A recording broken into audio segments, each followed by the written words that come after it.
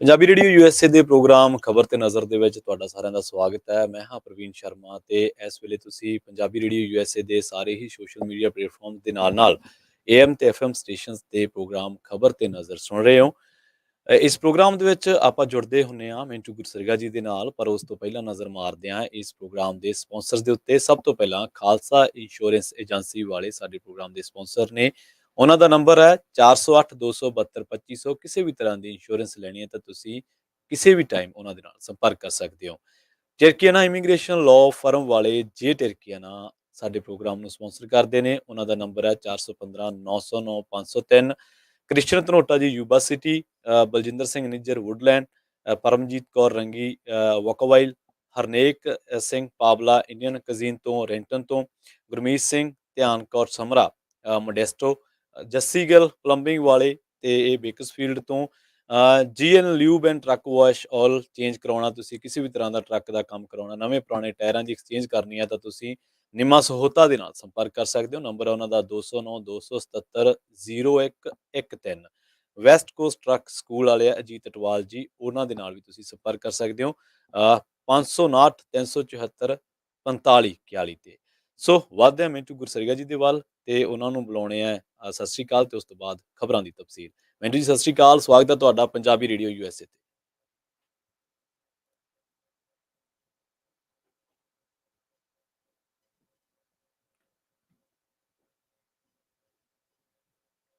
ਮਿੰਟੂ ਜੀ ਸਤਿ ਸ਼੍ਰੀ ਅਕਾਲ, ਸਵਾਗਤ ਹੈ ਤੁਹਾਡਾ ਪੰਜਾਬੀ ਰੇਡੀਓ ਯੂਐਸਏ ਤੇ।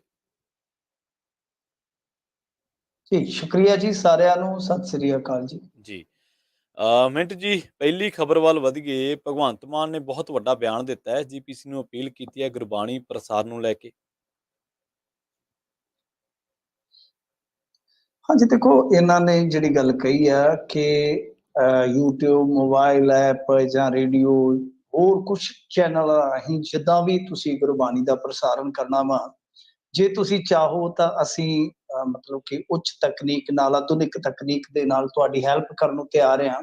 ਮਤਲਬ ਕਿ ਅਸੀਂ ਇਹ ਸੇਵਾ ਲੈਣ ਨੂੰ ਤਿਆਰ ਹਾਂ ਕਿ ਜੋ ਵੀ ਸੇਵਾ ਲੱਗੇਗੀ ਅਸੀਂ ਉਸ ਨੂੰ ਖਿੜੇ ਮੱਥੇ ਪ੍ਰਵਾਨ ਕਰਾਂਗੇ। ਮਤਲਬ ਕਿ ਨਵੀਨਤਮ ਟੈਕਨੋਲੋਜੀ ਦੇ ਨਾਲ ਲੈਸ ਅਸੀਂ ਸਾਰਾ ਕੁਛ ਹੈ ਜਿਹੜਾ ਉਹ ਇੱਥੇ ਕਰਨਾ ਚਾਹੁੰਦੇ ਹਾਂ। ਕਿਉਂਕਿ ਪਿਛਲੇ ਦਿਨੀ ਇਹ ਬੜੀ ਚਰਚਾ ਛਿੜੀ ਸੀਗੀ ਔਰ ਇਸ ਤੋਂ ਇਲਾਵਾ ਐਸਜੀਪੀਸੀ ਨੇ ਵੀ ਆਖਿਆ ਸੀਗਾ ਕਿ ਅਸੀਂ ਸੰਭਾਵਨਾਵਾਂ ਤਲਾਸ਼ਦੇ ਪਏ ਹਾਂ ਕਿ ਸ਼ਾਇਦ ਆਪਣਾ ਚੈਨਲ ਬਣਾਈਏ, ਤੇ ਉਹਦੇ ਵਿੱਚ ਇਹਨਾਂ ਨੇ ਇੱਕ 7 ਮੈਂਬਰੀ ਕਮੇਟੀ ਵੀ ਜਿਹੜੀ ਹੈ ਉਹ ਬਣਾਈ ਆ, ਜੋ ਵੇਂਦੀ ਪਈ ਆ ਕਿ ਵੈਬ ਚੈਨਲ ਚਾਲੂ ਕੀਤਾ ਜਾਵੇ ਜਾਂ ਫੁੱਲ ਫਲੈਜ ਜਿਹੜਾ ਚੈਨਲ ਆ ਉਹ ਅਸੀਂ ਮੇਨ ਸਟ੍ਰੀਮ ਦਾ ਲੈ ਕੇ ਆਈਏ।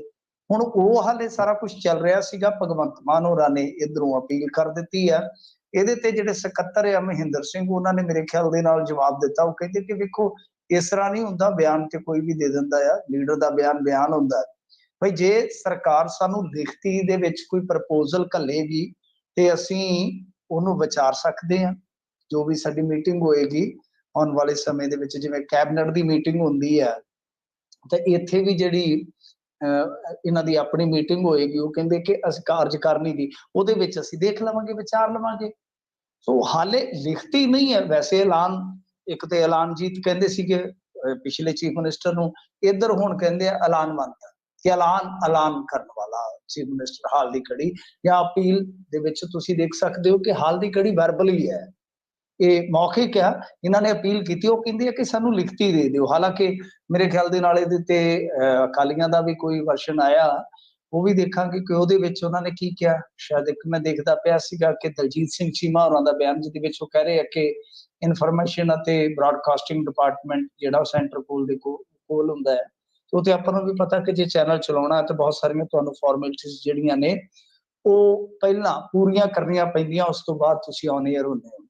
ਪਰ ਜੇ ਚਾਹੋ ਤਾਂ ਸਾਰਾ ਕੁਝ ਹੋ ਸਕਦਾ। ਵੈਸੇ ਕੋਈ ਮਾੜੀ ਗੱਲ ਨਹੀਂ ਹੈ ਜੇ ਸਰਕਾਰ ਨੇ ਪ੍ਰਪੋਜ਼ਲ ਦਿੱਤਾ ਵਾ, ਐਸਜੀਪੀਸੀ ਸਹਿਯੋਗ ਕਰੇ, ਐਸਜੀਪੀਸੀ ਸਾਰਿਆਂ ਨੂੰ ਮੁਹੱਈਆ ਕਰਵਾਏ ਕਿ ਠੀਕ ਹੈ ਭਾਈ, ਸਰਬ ਸਾਂਝੀ ਗੁਰਬਾਣੀ ਆ, ਸਾਰੇ ਹੀ ਉਸ ਗੁਰਬਾਣੀ ਦਾ ਪ੍ਰਚਾਰ ਕਰ ਸਕਦੇ ਹੋ, ਤਾਂ ਮੇਰੇ ਖਿਆਲ ਦੇ ਨਾਲ ਮਾੜੀ ਗੱਲ ਨਹੀਂ ਹੈ। ਪਰ ਵੱਡੀ ਗੱਲ ਤੇ ਇਹ ਹੈ ਨਾ ਕਿ ਇਹ ਸਾਰਾ ਕੁਝ ਹੁਣ ਹੋਣ ਜਾ ਰਿਹਾ ਵਾ, ਪਰੰਤੂ ਜੋ ਹੋਇਆ ਅਤੀਤ ਦੇ ਵਿੱਚ, ਠੀਕ ਆ, ਐਸਜੀਪੀਸੀ ਨੇ ਆਖ ਦਿੱਤਾ ਕਿ ਅਸੀਂ ਭਾਈ ਨਵਾਂ ਚੈਨਲ ਜਿਹੜਾ ਲਾਂਚ ਕਰ ਸਕਦੇ ਆ, ਪਰ ਉਹ ਜਿਸ ਤਰ੍ਹਾਂ ਅਧਿਕਾਰ ਈਟੀਸੀ ਕੋਲ ਗਏ, ਜਿਸ ਤਰ੍ਹਾਂ ਈਟੀਸੀ ਤੋਂ ਵਕਤ ਪੁੱਗਣ ਤੋਂ ਪਹਿਲਾਂ ਹੀ ਲੈ ਗਏ। ਇੱਕ ਉਹ ਕੰਪਨੀ ਜਿਹੜੀ ਬਾਅਦ ਦੇ ਵਿੱਚ ਪੀਟੀਸੀ ਦੀ ਹੀ ਕੰਪਨੀ ਜਿਹੜੀ ਆ ਉਹ ਜ਼ਗਜ਼ਾਰ ਹੋ ਜਾਂਦੀ ਆ, ਤਾਂ ਪਰ ਕਦੇ ਉਹਨੇ ਆਪਣੇ ਪੱਧਰ ਤੇ ਪ੍ਰਸਾਰਣ ਨਹੀਂ ਕੀਤਾ, ਰਾਈਟਸ ਜ਼ਰੂਰ ਲੈ ਲਏ। ਔਰ ਸਭ ਤੋਂ ਵੱਡੀ ਗੱਲ ਇਹ ਆ ਕਿ ਜਿਹੜਾ ਪਹਿਲਾ ਐਗਰੀਮੈਂਟ ਹੁੰਦਾ ਉਹਦੇ 'ਚ 10ਵੇਂ ਨੰਬਰ ਦੀ ਜਿਹੜੀ ਸ਼ਰਤ ਸੀ ਉਹਦੇ ਮੁਤਾਬਕ ਐਸਜੀਪੀਸੀ ਆਪਣੇ ਕੋਲ ਅਧਿਕਾਰ ਰੱਖਦੀ ਹੈ ਕਿ ਕਿਸੇ ਨੂੰ ਵੀ ਉਹ ਪ੍ਰਸਾਰਣ ਦੇ ਰਾਈਟ ਦੇ ਸਕਦੀ ਹੈ। ਪਰੰਤੂ ਜਦੋਂ ਦੂਸਰੀ ਵਾਰ ਨਵਿਆਇਆ ਜਾਂਦਾ ਹੈ, ਕਰਾਰ ਨਵਿਆਇਆ ਜਾਂਦਾ, ਤਾਂ ਉਸ ਸਮੇਂ ਉਹ ਨੁਕਤਾ ਹਟਾ ਦਿੱਤਾ ਜਾਂਦਾ ਹੈ। ਉਹ ਕਿਹਦੇ ਕਹਿਣ ਤੇ ਹਟਾਇਆ ਗਿਆ? ਔਰ ਉਸ ਕੰਪਨੀ ਨੂੰ 2007 ਦੇ ਵਿੱਚ ਯਾਨੀ 2010 ਦੇ ਵਿੱਚ ਕੰਟਰੈਕਟ ਪੂਰਾ ਹੋਣਾ ਸੀਗਾ, ਉਸ ਤੋਂ ਪਹਿਲਾਂ ਹੀ 3 ਸਾਲ ਜਦੋਂ ਕਰਾਰ ਦਿੱਤਾ ਗਿਆ, ਤਾਂ ਕੀ ਜਿੱਦਾਂ ਆਮ ਪ੍ਰਕਿਰਿਆ ਅਪਣਾਈ ਜਾਂਦੀ ਆ ਕਿ ਭਾਈ ਕੋਈ ਟੈਂਡਰ ਵਗੈਰਾ ਜਾਂ ਕੋਈ ਬੋਲੀ ਵਗੈਰਾ ਜਿਸ ਤਰੀਕੇ ਨਾਲ ਹੁੰਦੀ ਹੈ ਕਿ ਕੀ ਕੋਈ ਮੁਕਾਬਲਾ ਕਰਵਾਇਆ ਗਿਆ ਕੰਪਨੀਆਂ ਦੇ ਦਰਮਿਆਨ? ਇਹ ਸਾਰੇ ਸਵਾਲਾਤ ਨੇ ਜਿਹੜੇ, ਇਹ ਸਾਰੇ ਹੀ ਪ੍ਰਸ਼ਨ ਨੇ ਜਿਹੜੇ, ਉਹ ਹਾਲੇ ਜਿਉਂ ਦੇ ਤਿਉਂ ਆ। ਹਾਲਾਂਕਿ ਜੋ ਸ਼ਰਤ ਹਟਾਉਣ ਦਾ ਮਾਮਲਾ ਸੀ ਉਹਦੇ ਵਿੱਚ ਮਰਹੂਮ ਜੇ ਆਪਾਂ ਦੇਖੀਏ ਤਾਂ ਅਵਤਾਰ ਸਿੰਘ ਮੱਕੜ ਸਨ, ਔਰ ਇਸ ਤੋਂ ਇਲਾਵਾ ਨਵੇਂ ਐਗਰੀਮੈਂਟ ਦੇ ਵਿੱਚ ਮੇਰੇ ਖਿਆਲ ਦੇ ਨਾਲ ਉੱਥੇ ਹਸਤਾਖਰੀ ਗੋਬਿੰਦ ਸਿੰਘ ਵੀ ਸੀਗੇ, ਇਸ ਤੋਂ ਇਲਾਵਾ ਦਲਮੇਘ ਸਿੰਘ ਸੀਗੇ। ਕੁਝ ਇਸ ਤਰ੍ਹਾਂ ਦੇ ਹਸਤਾਖਰੀ ਦੱਸੇ ਜਾਂਦੇ, ਉੱਥੇ ਸਾਰੇ ਡਾਕੂਮੈਂਟ ਮਿਲ ਜਾਣੇ ਨੇ। ਤਾਂ ਕਹਿਣ ਦਾ ਮਤਲਬ ਇਹ ਆ ਕਿ ਸਾਰਾ ਕੁਛ ਹੈ ਜਿਹੜਾ ਇਹ ਇਸ ਤਰ੍ਹਾਂ ਚੱਲਿਆ। ਅੱਜ ਖੁਦ ਇਹਨਾਂ ਦੇ ਸੈਕਟਰੀ ਸਾਹਿਬ ਦੱਸ ਰਹੇ ਸਨ ਕਿ ਭਾਈ ਗਿਲਾ ਤੇ ਹੁੰਦਾ ਸੰਗਤ ਦਾ ਕਿ ਕੁਛ ਚੈਨਲ ਜਿੱਦਾਂ ਮਤਲਬ ਕਿ ਉਹਨਾਂ ਨੇ ਨਾਂ ਤੇ ਨਹੀਂ ਲਿਆ, ਤੇ ਪ੍ਰਸਾਰਣ ਕਰਦੇ ਆ ਗੁਰਬਾਣੀ ਦਾ, ਉਸ ਤੋਂ ਬਾਅਦ ਫਿਰ ਉਹ ਆਪਣੇ ਆਪਰੇਸ਼ਨ ਸ਼ੁਰੂ ਕਰ ਦਿੰਦੇ ਆ। ਤੁਹਾਨੂੰ ਪਤਾ ਹੀ ਹੈ ਕਿ ਫਿਰ ਗਾਣਾ ਸੰਗੀਤ ਜਿਹੜਾ ਉਹ ਚੱਲਦਾ ਹੈ। ਤਾਂ ਇਹਨਾਂ ਚੀਜ਼ਾਂ ਦਾ ਮਤਲਬ ਕਿ ਕਿਤੇ ਨਾ ਕਿਤੇ ਰੋਸ ਤੇ ਉਹਨਾਂ ਦੇ ਵਿੱਚ ਵੀ ਹੈਗਾ ਆ, ਪਰ ਉਹ ਕਿਹਦੇ ਕਹਿਣ ਤੇ ਕੀਤਾ ਗਿਆ, ਸ਼ਾਇਦ ਇਸ ਗੱਲ ਦਾ ਕਦੇ ਵੀ ਪਰਦਾਫਾਸ਼ ਨਹੀਂ ਹੋਏਗਾ, ਇਸ ਗੱਲ ਦੀ ਖੁੱਲ ਕੇ ਕਦੇ ਵੀ ਚਰਚਾ ਨਹੀਂ ਹੋਏਗੀ। ਤਾਂ ਬਹਰਹਾਲ ਹੁਣ ਦੇਖਦੇ ਹਾਂ ਐਸਜੀਪੀਸੀ ਆਪਣੇ ਪੱਧਰ ਤੇ ਸਾਰਾ ਕੁਝ ਕਰਦੀ ਹੈ ਜਾਂ ਸਰਕਾਰ ਦਾ ਪ੍ਰਪੋਜ਼ਲ ਮੰਨਦੀ ਹੈ, ਜਾਂ ਫਿਰ ਇਹ ਸਾਰੀ ਚਰਚਾ ਇਉਂ ਹੀ ਚੱਲ ਕੇ ਤੇ ਇੱਕ ਦਿਨ ਇਖਤਤਾਮ ਤੇ ਪਹੁੰਚ ਜਾਏਗੀ, ਖਤਮ ਹੋ ਜਾਏਗੀ। ਉਸ ਤੋਂ ਬਾਅਦ ਫਿਰ ਮਾਮਲਾ ਕਿਤੇ ਕਿਤੇ ਉੱਡੇਗਾ, ਕਿਤੇ ਕਿਤੇ ਉੱਠੇਗਾ, ਕਿਉਂਕਿ ਅੱਗੇ ਵੀ ਅਸੀਂ ਅਤੀਤ ਦੇ ਵਿੱਚ ਵੇਖਿਆ, ਬੀਤੇ ਦੇ ਵਿੱਚ ਵੇਖਿਆ ਕਿ ਤੀਜੀ ਚੌਥੀ ਸਾਲ ਕਿਤੇ ਨਾ ਕਿਤੇ ਗੱਲ ਚੱਲਦੀ ਆ, ਉਹ ਬਾਅਦ ਦੇ ਵਿੱਚ ਫਿਰ ਠੰਡੀ ਪੈ ਜਾਂਦੀ ਹੈ। ਜੀ, ਅਗਲੀ ਜਿਹੜੀ ਖਬਰ ਹੈ ਮਿੰਟੂ ਜੀ, ਉਹ ਵੀ ਕਮੇਟੀ ਦੇ ਨਾਲ ਹੀ ਜੁੜਦੀ ਹੈ। ਸਿੱਖ ਰੈਫਰੈਂਸ ਲਾਇਬ੍ਰੇਰੀ ਦੇ ਮਾਮਲੇ ਦੇ ਵਿੱਚ ਹਾਈ ਕੋਰਟ ਨੇ ਕਮੇਟੀ ਤੋਂ ਜਵਾਬ ਮੰਗਿਆ ਜੀ। ਦੇਖੋ, ਸਿੱਖ ਰੈਫਰੈਂਸ ਲਾਇਬ੍ਰੇਰੀ ਦਾ ਬਹੁਤ ਸਾਰਾ ਕੀਮਤੀ ਸਰਮਾਇਆ ਜਿਹੜਾ ਉਹ ਚੁੱਕਿਆ ਗਿਆ ਸੀਗਾ ਜਿਸ ਵੇਲੇ ਦਰਬਾਰ ਸਾਹਿਬ ਤੇ ਅਟੈਕ ਹੋਇਆ, ਫੌਜਾਂ ਚੜੀਆਂ। ਉਹਦੇ ਵਿੱਚ ਹੁਣ ਦੋ ਗੱਲਾਂ ਨੇ, ਇੱਕ ਤੇ ਇਹ ਆ ਕਿ ਬਹੁਤ ਕੀਮਤੀ ਇਤਿਹਾਸ ਉੱਥੋਂ ਚਾਇਆ ਗਿਆ। ਦੂਜੀ ਗੱਲ ਜਿਹੜੀ ਹੈ ਉਹ ਇਹ ਆ ਕਿ ਸੁਖਬੀਰ ਸਿੰਘ ਬਾਦਲ ਨੇ ਇੱਕ ਵਾਰੀ ਕੁਝ ਸਾਲ ਪਹਿਲਾਂ, ਉਦੋਂ ਇਹ ਅਲਾਈਡ ਸੀਗੇ, ਇੱਕ ਦੂਜੇ ਦੇ ਸਾਥੀ ਸੀਗੇ, ਅਲਾਇੰਸ ਦੇ ਵਿੱਚ ਸੀਗੇ, ਤਾਂ ਸੁਖਬੀਰ ਸਿੰਘ ਬਾਦਲ ਨੇ ਮੰਗ ਚੁੱਕੀ ਸੀਗੀ ਕਿ ਭਾਈ ਸਾਨੂੰ ਸਾਰਾ ਸਾਡਾ ਇਤਿਹਾਸ ਜਾਂ ਸਾਡੇ ਜਿਹੜੇ ਕੀਮਤੀ ਪਾਵਨ ਸਰੂਪ ਜਾਂ ਹੋਰ ਖਰੜੇ ਆ ਉਹ ਵਾਪਸ ਕੀਤੇ ਜਾਣ। ਤਾਂ ਅਮਿਤ ਸ਼ਾਹ ਨੇ ਆਫੀਸ਼ੀਅਲੀ ਇਹ ਗੱਲ ਕਹੀ ਸੀਗੀ ਕਿ ਸਾਰਾ ਕੁਝ ਵਾਪਸ ਦਿੱਤਾ ਜਾ ਚੁੱਕਾ ਹੈ। ਤਾਂ ਉਸ ਤੋਂ ਬਾਅਦ ਫਿਰ ਇਹ ਮਾਮਲਾ ਜਿਹੜਾ ਉਹ ਚਲੇ ਗਿਆ ਸੀਗਾ, ਜੇ ਤੁਸੀਂ ਵੇਖੋਗੇ ਤਾਂ ਹਾਈ ਕੋਰਟ ਦੇ ਵਿੱਚ। ਕਿਉਂ? ਅੱਗੇ ਫਿਰ ਜਾ ਕੇ ਕੋਵਿਡ ਆ ਜਾਂਦਾ ਹੈ, ਤਾਂ ਕੋਵਿਡ ਕਰਕੇ ਤੁਹਾਨੂੰ ਪਤਾ ਹੀ ਹੈ ਕਿ 2-2.5 ਸਾਲ ਜਿਹੜੇ ਆ ਉਹ ਐਸਜੀਪੀਸੀ ਦੇ ਮਾਮਲੇ ਹੋਣ, ਚਾਹੇ ਆਮ ਬੰਦੇ ਦੇ ਮਾਮਲੇ ਹੋਣ ਜਾਂ ਹੋਰ ਕਿਸੇ ਵੀ ਕਿਸਮ ਦੇ ਕੇਸ ਹੋਣ, ਜ਼ਿਆਦਾਤਰ ਜਿਹੜੇ ਉਹ ਲਟਕ ਗਏ। ਐਮਰਜੈਂਸੀ ਸੁਣਵਾਈਆਂ ਜ਼ਰੂਰ ਹੋਈਆਂ, ਅਦਰਵਾਈਜ਼ ਬਾਕੀ ਸਾਰੇ ਮਾਮਲੇ ਟਲ ਗਏ ਸਨ। ਬਹੁਤ ਸਾਰੇ ਐਨਆਰਆਈਜ਼ ਦੇ ਵੀ ਮਾਮਲੇ ਹੈਗੇ ਆ ਜਿਨ੍ਹਾਂ ਨੂੰ ਤਰੀਕਾ ਹੀ ਨਹੀਂ ਮਿਲਿਆ। ਤਾਂ ਖੈਰ ਉਸ ਤੋਂ ਬਾਅਦ ਹੁਣ ਜਦੋਂ ਸੁਣਵਾਈ ਸ਼ੁਰੂ ਹੋਈ ਆ ਤਾਂ ਇਹਨਾਂ ਨੇ ਹੁਣ ਜਵਾਬ ਮੰਗਿਆ ਐਸਜੀਪੀਸੀ ਦੇ ਕੋਲੋਂ। ਤਾਂ ਮਾਮਲਾ ਬਸ ਠੀਕ ਜੇ ਸਮਝਣਾ ਹੋਵੇ ਤੇ ਬੜਾ ਸਿੰਪਲ ਤਰੀਕਾ ਉਹਦਾ ਇਹੀ ਹੈ ਕਿ ਇਹ ਕਹਿੰਦੇ ਨੇ ਕਿ ਬਹੁਤ ਕੁਛ ਹੈ ਜਿਹੜਾ ਉਹ ਸਰਕਾਰ ਨੇ ਵਾਪਸ ਨਹੀਂ ਕੀਤਾ। ਉਹ ਕਹਿੰਦੇ ਸਾਡੇ ਕੋਲ ਹੈ ਨਹੀਂ, ਸਾਰਾ ਕੁਛ ਹੈ ਜਿਹੜਾ ਉਹ ਅਸੀਂ ਵਾਪਸ ਦੇ ਚੁੱਕੇ ਹਾਂ।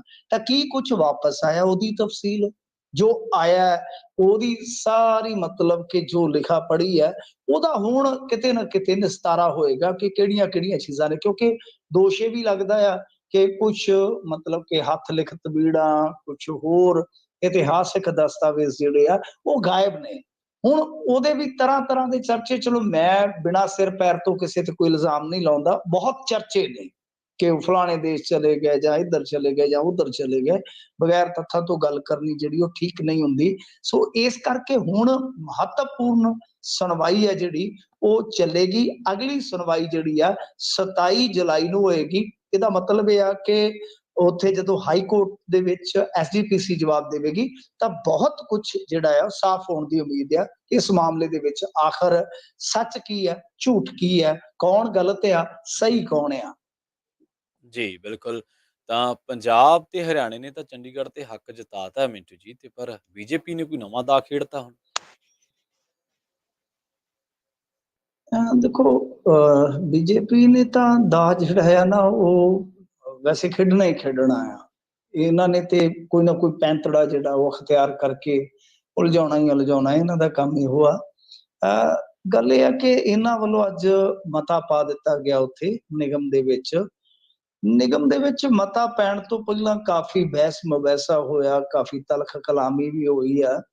ਇਹਨਾਂ ਨੇ ਮਤਾ ਜਿਹੜਾ ਪਾਇਆ ਉਹਦੇ ਵਿੱਚ ਜੋ ਮੰਗ ਕੀਤੀ ਹੈ ਉਹ ਇਹੋ ਹੈ ਕਿ ਚੰਡੀਗੜ੍ਹ ਨੂੰ ਯੂਟੀ ਹੀ ਰਹਿਣ ਦਿੱਤਾ ਜਾਵੇ ਐਂਡ ਪੰਜਾਬ ਹਰਿਆਣਾ ਜਿਹੜੇ ਦੋਵੇਂ ਰਾਜ ਆ ਉਹ ਆਪੋ ਆਪਣੀ ਰਾਜਧਾਨੀ ਜਿਹੜੀ ਆ ਉਹ ਵੱਖਰੇ ਤੌਰ ਤੇ ਬਣਾ ਲੈਣ। ਮਤਲਬ ਕਿ ਕੇਂਦਰ ਨੂੰ ਅਪੀਲ ਕੀਤੀ ਗਈ ਹੈ ਕਿ ਭਾਈ ਤੁਸੀਂ ਇਹਨਾਂ ਨੂੰ ਆਖੋ ਕਿ ਦੋਵੇਂ ਹੀ ਸਟੇਟਾਂ ਇਹਦਾ ਖੜਾ ਛੱਡਣ, ਸਾਨੂੰ ਸਾਡੇ ਹਾਲ ਤੇ ਰਹਿਣ ਦੇਣ, ਤੇ ਦੋਵੇਂ ਹੀ ਸਟੇਟ ਜਿਹੜੇ ਆ ਉਹ ਆਪੋ ਆਪਣੀ ਰਾਜਧਾਨੀ ਬਣਾ ਲੈਣ। ਇੱਥੇ ਇਸ ਤਰ੍ਹਾਂ ਕਹਿੰਦੇ ਜਿਵੇਂ ਖੁੱਡਾ ਬਣਾਉਣਾ ਹੋਵੇ ਕਬੂਤਰਾਂ ਦਾ, ਕਿ 4 ਇੱਟਾਂ ਲਾਈਆਂ, 2 ਬਾਲੇ ਰੱਖੇ, ਚਲੋ ਥੋੜੀ ਜਿਹੀ ਪਾਟੀ ਤਰਪੈਲ ਪਾਈ, ਉੱਤੇ ਰੇਤਾ ਪਾ ਲਿਆ, ਚਲੋ ਪੈ ਗਿਆ ਖੁੱਡਾ, ਇਹ ਕੈਪੀਟਲ ਬਣ ਗਈ।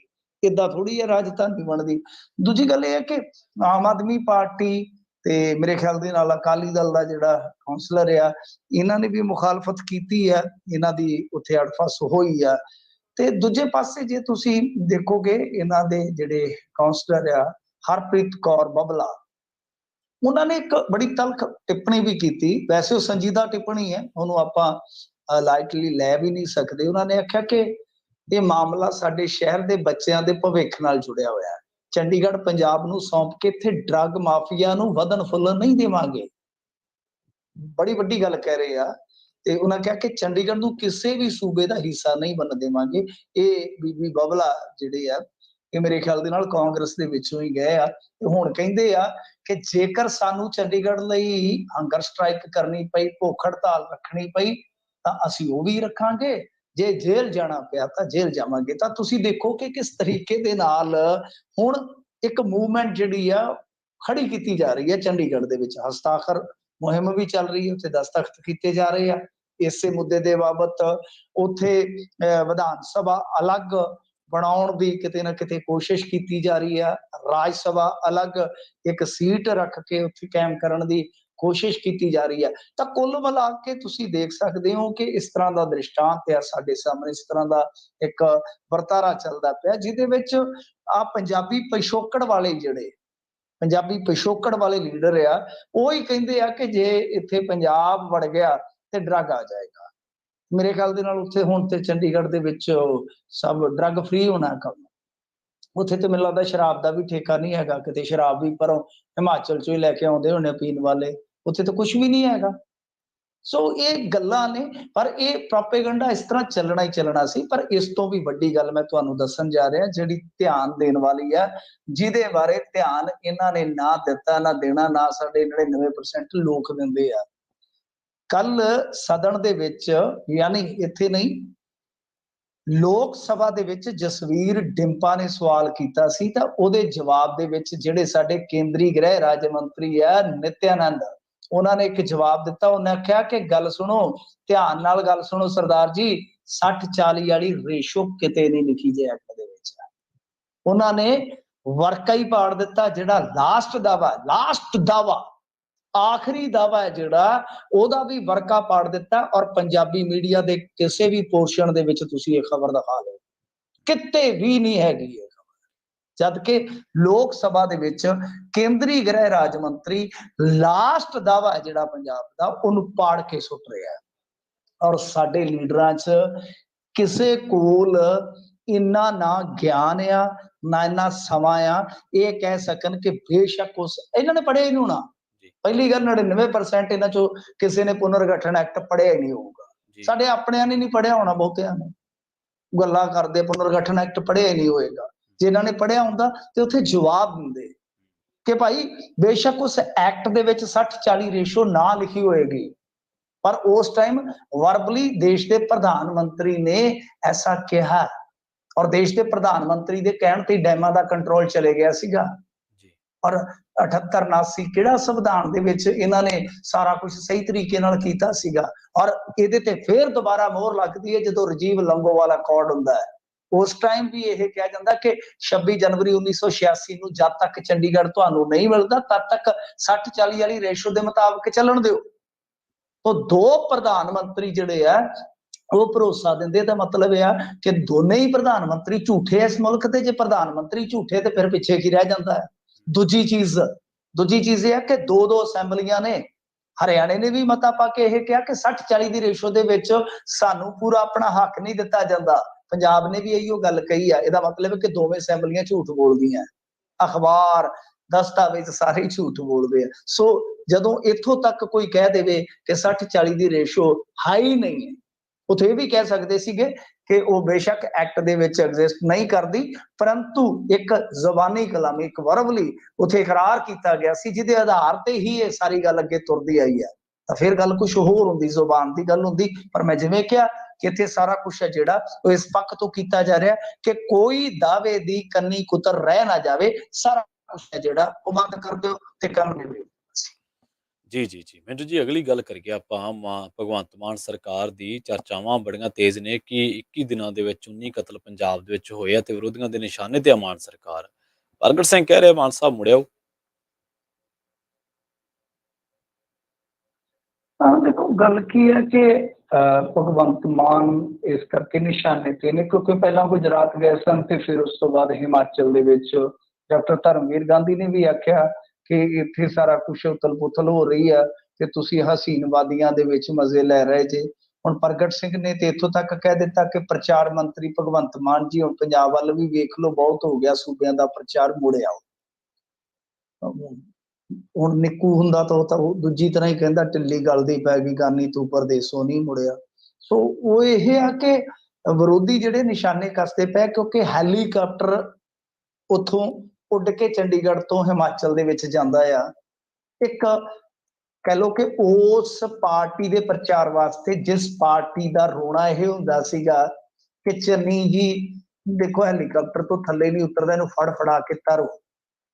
ਪਾਗਲ ਜਿਹੜੇ ਆ ਉਹ ਹੈਲੀਕਾਪਟਰਾਂ ਦੇ ਹੂਟੇ ਲੈਂਦੇ ਆ ਤੇ ਕਰੋੜਾਂ ਰੁਪਈਆ ਇਸ ਖਾਲੀ ਖਜ਼ਾਨੇ ਦਾ ਜਾਂ ਕਹਿ ਲਓ ਬਦਹਾਲ ਖਜ਼ਾਨੇ ਦਾ ਉਡਾਉਂਦੇ ਆ। ਅੱਜ ਉਹੀ ਇਸ ਗੱਲ ਦਾ ਜਵਾਬ ਦੇਣ ਤੋਂ ਅਸਮਰੱਥ ਆ ਕਿ ਬਈ ਤੁਹਾਨੂੰ ਕਿਹੜੀ ਤਲਵਾਰ ਧਰ ਕੇ ਉੱਥੇ ਖੜਿਆ ਜਾ ਰਿਹਾ ਇਹਨਾਂ ਚੀਜ਼ਾਂ ਦੇ ਬਾਰੇ। ਠੀਕ ਹੈ ਕਿ ਤੁਸੀਂ ਜਾਓ ਆਪਣਾ ਪ੍ਰਚਾਰ ਕਰ ਲਓ, ਪਰ ਕੌਣ ਤੁਹਾਨੂੰ ਮਜਬੂਰ ਕਰ ਰਿਹਾ ਕਿ ਤੁਸੀਂ ਆਪਣੀ ਮਸ਼ੀਨਰੀ ਵੀ ਉੱਥੇ ਲੈ ਆਓ ਵਰਤੋਂ ਦੇ ਵਿੱਚ। ਔਰ ਜੇ ਤੁਸੀਂ ਆਪਣੀ ਮਸ਼ੀਨਰੀ ਵਰਤੋਂ ਚ ਲੈ ਆਉਂਗੇ ਤਾਂ ਫਿਰ ਤੁਸੀਂ ਕਿਸੇ ਨੂੰ ਕਹਿਣ ਜੋਗੇ ਨਹੀਂ ਹੈਗੇ ਅਖਲਾਕੀ ਤੌਰ ਤੇ। ਸੋ ਇਸ ਤਰ੍ਹਾਂ ਆ ਕਿ ਸਾਰੇ ਜਿਹੜੇ ਆ ਇਹਨਾਂ ਦੇ ਵਿਰੋਧੀ ਲੀਡਰ ਉਹ ਜਾਂ ਕਹਿ ਲਓ ਵਿਰੋਧੀ ਧਿਰਾਂ ਜਿਹੜੀਆਂ ਉਹ ਇਹਨਾਂ ਤੇ ਫਬਤੀਆਂ ਕੱਸ ਰਹੇ ਆ, ਨਿਸ਼ਾਨੇ ਕੱਸ ਰਹੇ ਆ।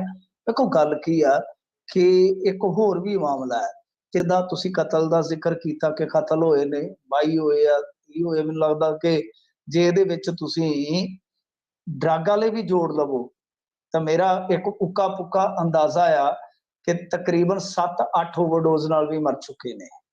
ਉਹ ਕਿਸ ਖਾਤੇ ਚ ਪਾਵਾਂਗੇ ਵੀ?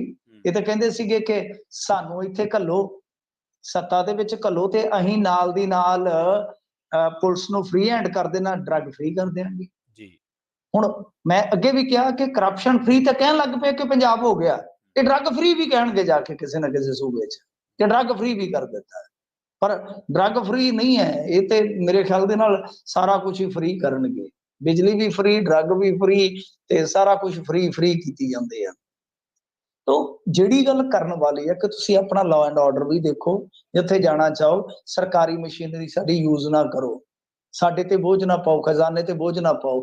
ਪਹਿਲੇ 11 ਦਿਨ ਇੱਕ ਵੀ ਹਵਾਈ ਝੂਟਾ ਨਹੀਂ ਸੀਗਾ ਭਗਵੰਤ ਮਾਨ ਦਾ, ਤੇ ਲੋਕ ਕਹਿੰਦੇ ਸਨ ਐਗਜ਼ਾਮਪਲਾਂ ਸੈੱਟ ਹੋ ਰਹੀਆਂ ਨੇ। ਆਪ ਚਾਰਟਰ ਜਹਾਜ਼ ਤੇ ਗਏ ਸਨ ਨਰਿੰਦਰ ਮੋਦੀ ਜੀ ਨੂੰ ਮਿਲਣ, ਤੇ ਪੱਲਿਓਂ ਟਿਕਟ ਖਰੀਦੀ ਸੀ, ਲੋਕੀ ਕਹਿੰਦੇ ਸਨ ਐਗਜ਼ਾਮਪਲਾਂ ਸੈੱਟ ਹੋ ਰਹੀਆਂ ਨੇ। ਹੁਣ ਲੋਕ ਕਹਿੰਦੇ ਕਿ ਨਹੀਂ, ਉਹ ਐਗਜ਼ਾਮਪਲਾਂ ਸੈੱਟ ਇਸੇ ਕਰਕੇ ਕੀਤੀਆਂ ਜਾ ਰਹੀਆਂ ਸੀ ਕਿ ਗਾਂ ਵੀ ਬੜੀ ਤਗੜੀ ਮਿਸਾਲ ਸੈੱਟ ਹੋਣੀ ਆ। ਸੋ ਮੁੱਢ ਬੰਨਿਆ ਜਾ ਰਿਹਾ ਸੀਗਾ। ਸਭ ਤੋਂ ਵੱਡੀ ਗੱਲ ਇਹ ਆ ਕਿ ਮਾਮਲਾ ਠੀਕ ਹੈ ਕਿ ਪ੍ਰਚਾਰ ਤੱਕ ਜਾਂਦਾ ਆ। ਪਾਰਟੀਆਂ ਦੇ ਵਿੱਚ ਤੁਸੀਂ ਜਦੋਂ ਰਹਿੰਦੇ ਹੋ ਤੁਹਾਨੂੰ ਪ੍ਰਚਾਰ ਕਰਨਾ ਪਊਗਾ, ਸਟਾਰ ਕੰਪੇਨਰ ਹੋ ਤੁਹਾਨੂੰ ਜਾਣਾ ਪਊਗਾ, ਕਿਸੇ ਸਟੇਟ ਦੇ ਚੀਫ ਮਿਨਿਸਟਰ ਹੋ ਤੁਹਾਨੂੰ ਜਾਣਾ ਪਏਗਾ। ਇਹ ਸਾਰੀਆਂ ਗੱਲਾਂ ਹੈਗੀਆਂ ਨੇ ਆਪਣੀ ਥਾਂ ਤੇ। ਇਹ ਕਿਹਾ ਜਾ ਸਕਦਾ ਹੈ ਕਿ ਠੀਕ ਨੇ, ਦਰੁਸਤ ਨੇ, ਇਹਨਾਂ ਚੀਜ਼ਾਂ ਨਾਲ ਸਹਿਮਤ ਹੋਇਆ ਜਾ ਸਕਦਾ ਹੈ, ਪਰ ਤੁਸੀਂ ਆਪਣੇ ਪ੍ਰਦੇਸ਼ ਦੇ ਹਾਲਾਤ ਵੀ ਵੇਖੋ ਨਾ, ਤੁਹਾਨੂੰ ਉਹ ਵੀ ਤੇ ਠੀਕ ਕਰਨ ਦੀ ਜ਼ਰੂਰਤ ਆ। ਵੈਸੇ ਤੁਸੀਂ ਜੇ ਦੇਖੋਗੇ ਇਸ ਚੀਜ਼ ਨੂੰ ਇਸ ਚੀਜ਼ ਨਾਲ ਜੋੜ ਕੇ ਕਿ ਅੱਜ ਜਿਵੇਂ ਟ੍ਰੋਲਿੰਗ ਹੁੰਦੀ ਹੈ, ਵੈਸੇ ਕਈ ਮੌਕਿਆਂ ਤੇ ਆਪਾਂ ਦੇਖਿਆ ਹੀ ਆ ਕਿ ਭਗਵੰਤ ਮਾਨ ਐਨ ਖਾਸ ਮੌਕੇ ਤੇ ਖਾਸ ਐਲਾਨ ਕਰ ਦਿੰਦੇ ਨੇ, ਤਾਂ ਅੱਜ ਵੀ ਜਦੋਂ ਟ੍ਰੋਲਿੰਗ ਹੋਣੀ ਸਟਾਰਟ ਹੋਈ ਤਿਵੇਂ ਨਾਲ ਦੀ ਨਾਲ ਕਹਿ ਸਕਦੇ ਆ ਆਪਾਂ ਕਿ ਇਹਨਾਂ ਨੇ ਗੁਰਬਾਣੀ ਵਾਲਾ ਜਿਹੜਾ ਮਸਲਾ ਹੈ ਉਹ ਚੁੱਕਿਆ, ਤਾਂ ਖਬਰ ਜਿਹੜੀ ਵੱਡੀ ਉਹ ਬਣ ਗਈ। ਅਦਰਵਾਈਜ਼ ਪਹਿਲਾਂ ਖਬਰ ਇਹੀ ਸੀਗੀ ਕਿ ਇਹਨਾਂ ਦਾ ਹੈਲੀਕਾਪਟਰ ਜਿਹੜਾ ਆ ਉਹ ਪਹਾੜਾਂ 'ਚ ਤੁਰਿਆ ਫਿਰਦਾ। ਪਰ ਜਿੱਥੋਂ ਤੱਕ ਮੇਰਾ ਮਸਲਾ ਹੈ, ਜਹਾਜ਼ ਵੀ ਵਰਤਦੇ ਚੀਫ ਮਿਨਿਸਟਰ, ਕਾਰਾਂ ਵੀ ਵਰਤਦੇ ਆ, ਕੋਠੀਆਂ ਵੀ ਵਰਤਦੇ, ਸਾਰਾ ਕੁਝ ਵਰਤਦੇ ਆ, ਪਰ ਸਭ ਤੋਂ ਵੱਡੀ ਗੱਲ ਹੁੰਦੀ ਹੈ ਕਿ ਜਨਤਾ ਦੇ ਹਿੱਤਕਾਰੀ ਵਰਤਦੇ ਆ। ਅਗਲੇ ਮੁੱਖ ਮੰਤਰੀ ਜਿਹੜੇ ਰਹੇ ਨੇ ਪਹਿਲਾਂ, ਉਹ ਵੀ ਇਸੇ ਤਰ੍ਹਾਂ ਕਰਦੇ ਸੀ। ਤੇ ਸ਼ਗਨ ਹੁੰਦਾ ਸੀ ਤਾਂ ਜਹਾਜ਼, ਕਿਸੇ ਦੀ ਮਰਗ ਹੁੰਦੀ ਤਾਂ ਜਹਾਜ਼, ਜੇ ਕਿਤੇ ਵੇਲਾ ਕਵੇਲਾ ਹੁੰਦਾ ਚੰਡੀਗੜ੍ਹ ਲੀੜੇ ਲੈਣ ਦਾ ਤੇ ਤਦ ਵੀ ਮੇਰੇ ਖਿਆਲ ਦੇ ਨਾਲ ਜਹਾਜ਼ ਹੀ ਜਾਂਦਾ। ਇੱਥੇ ਇਹ ਵੀ ਚਰਚੇ ਆ ਕਿ ਇੱਕ ਚੀਫ ਮਿਨਿਸਟਰ ਇਸ ਤਰ੍ਹਾਂ ਦੀ ਹੁੰਦੀ ਸੀ ਬੀਬੀ ਉੱਤਰ ਪ੍ਰਦੇਸ਼ ਦੀ ਕਿ ਉਹਦੇ ਸੈਂਡਲ ਜਿਹੜੇ ਆ ਉਹ ਵੀ ਇੱਕ ਵਾਰੀ ਜਹਾਜ਼ ਤੇ ਆਏ ਸਨ। ਸੋ ਇਹ ਸਾਰਾ ਕੁਝ ਚੱਲਦਾ, ਪਰ ਤੁਸੀਂ ਕੰਮ ਕਿਸ ਤਰ੍ਹਾਂ ਕਰਦੇ ਹੋ?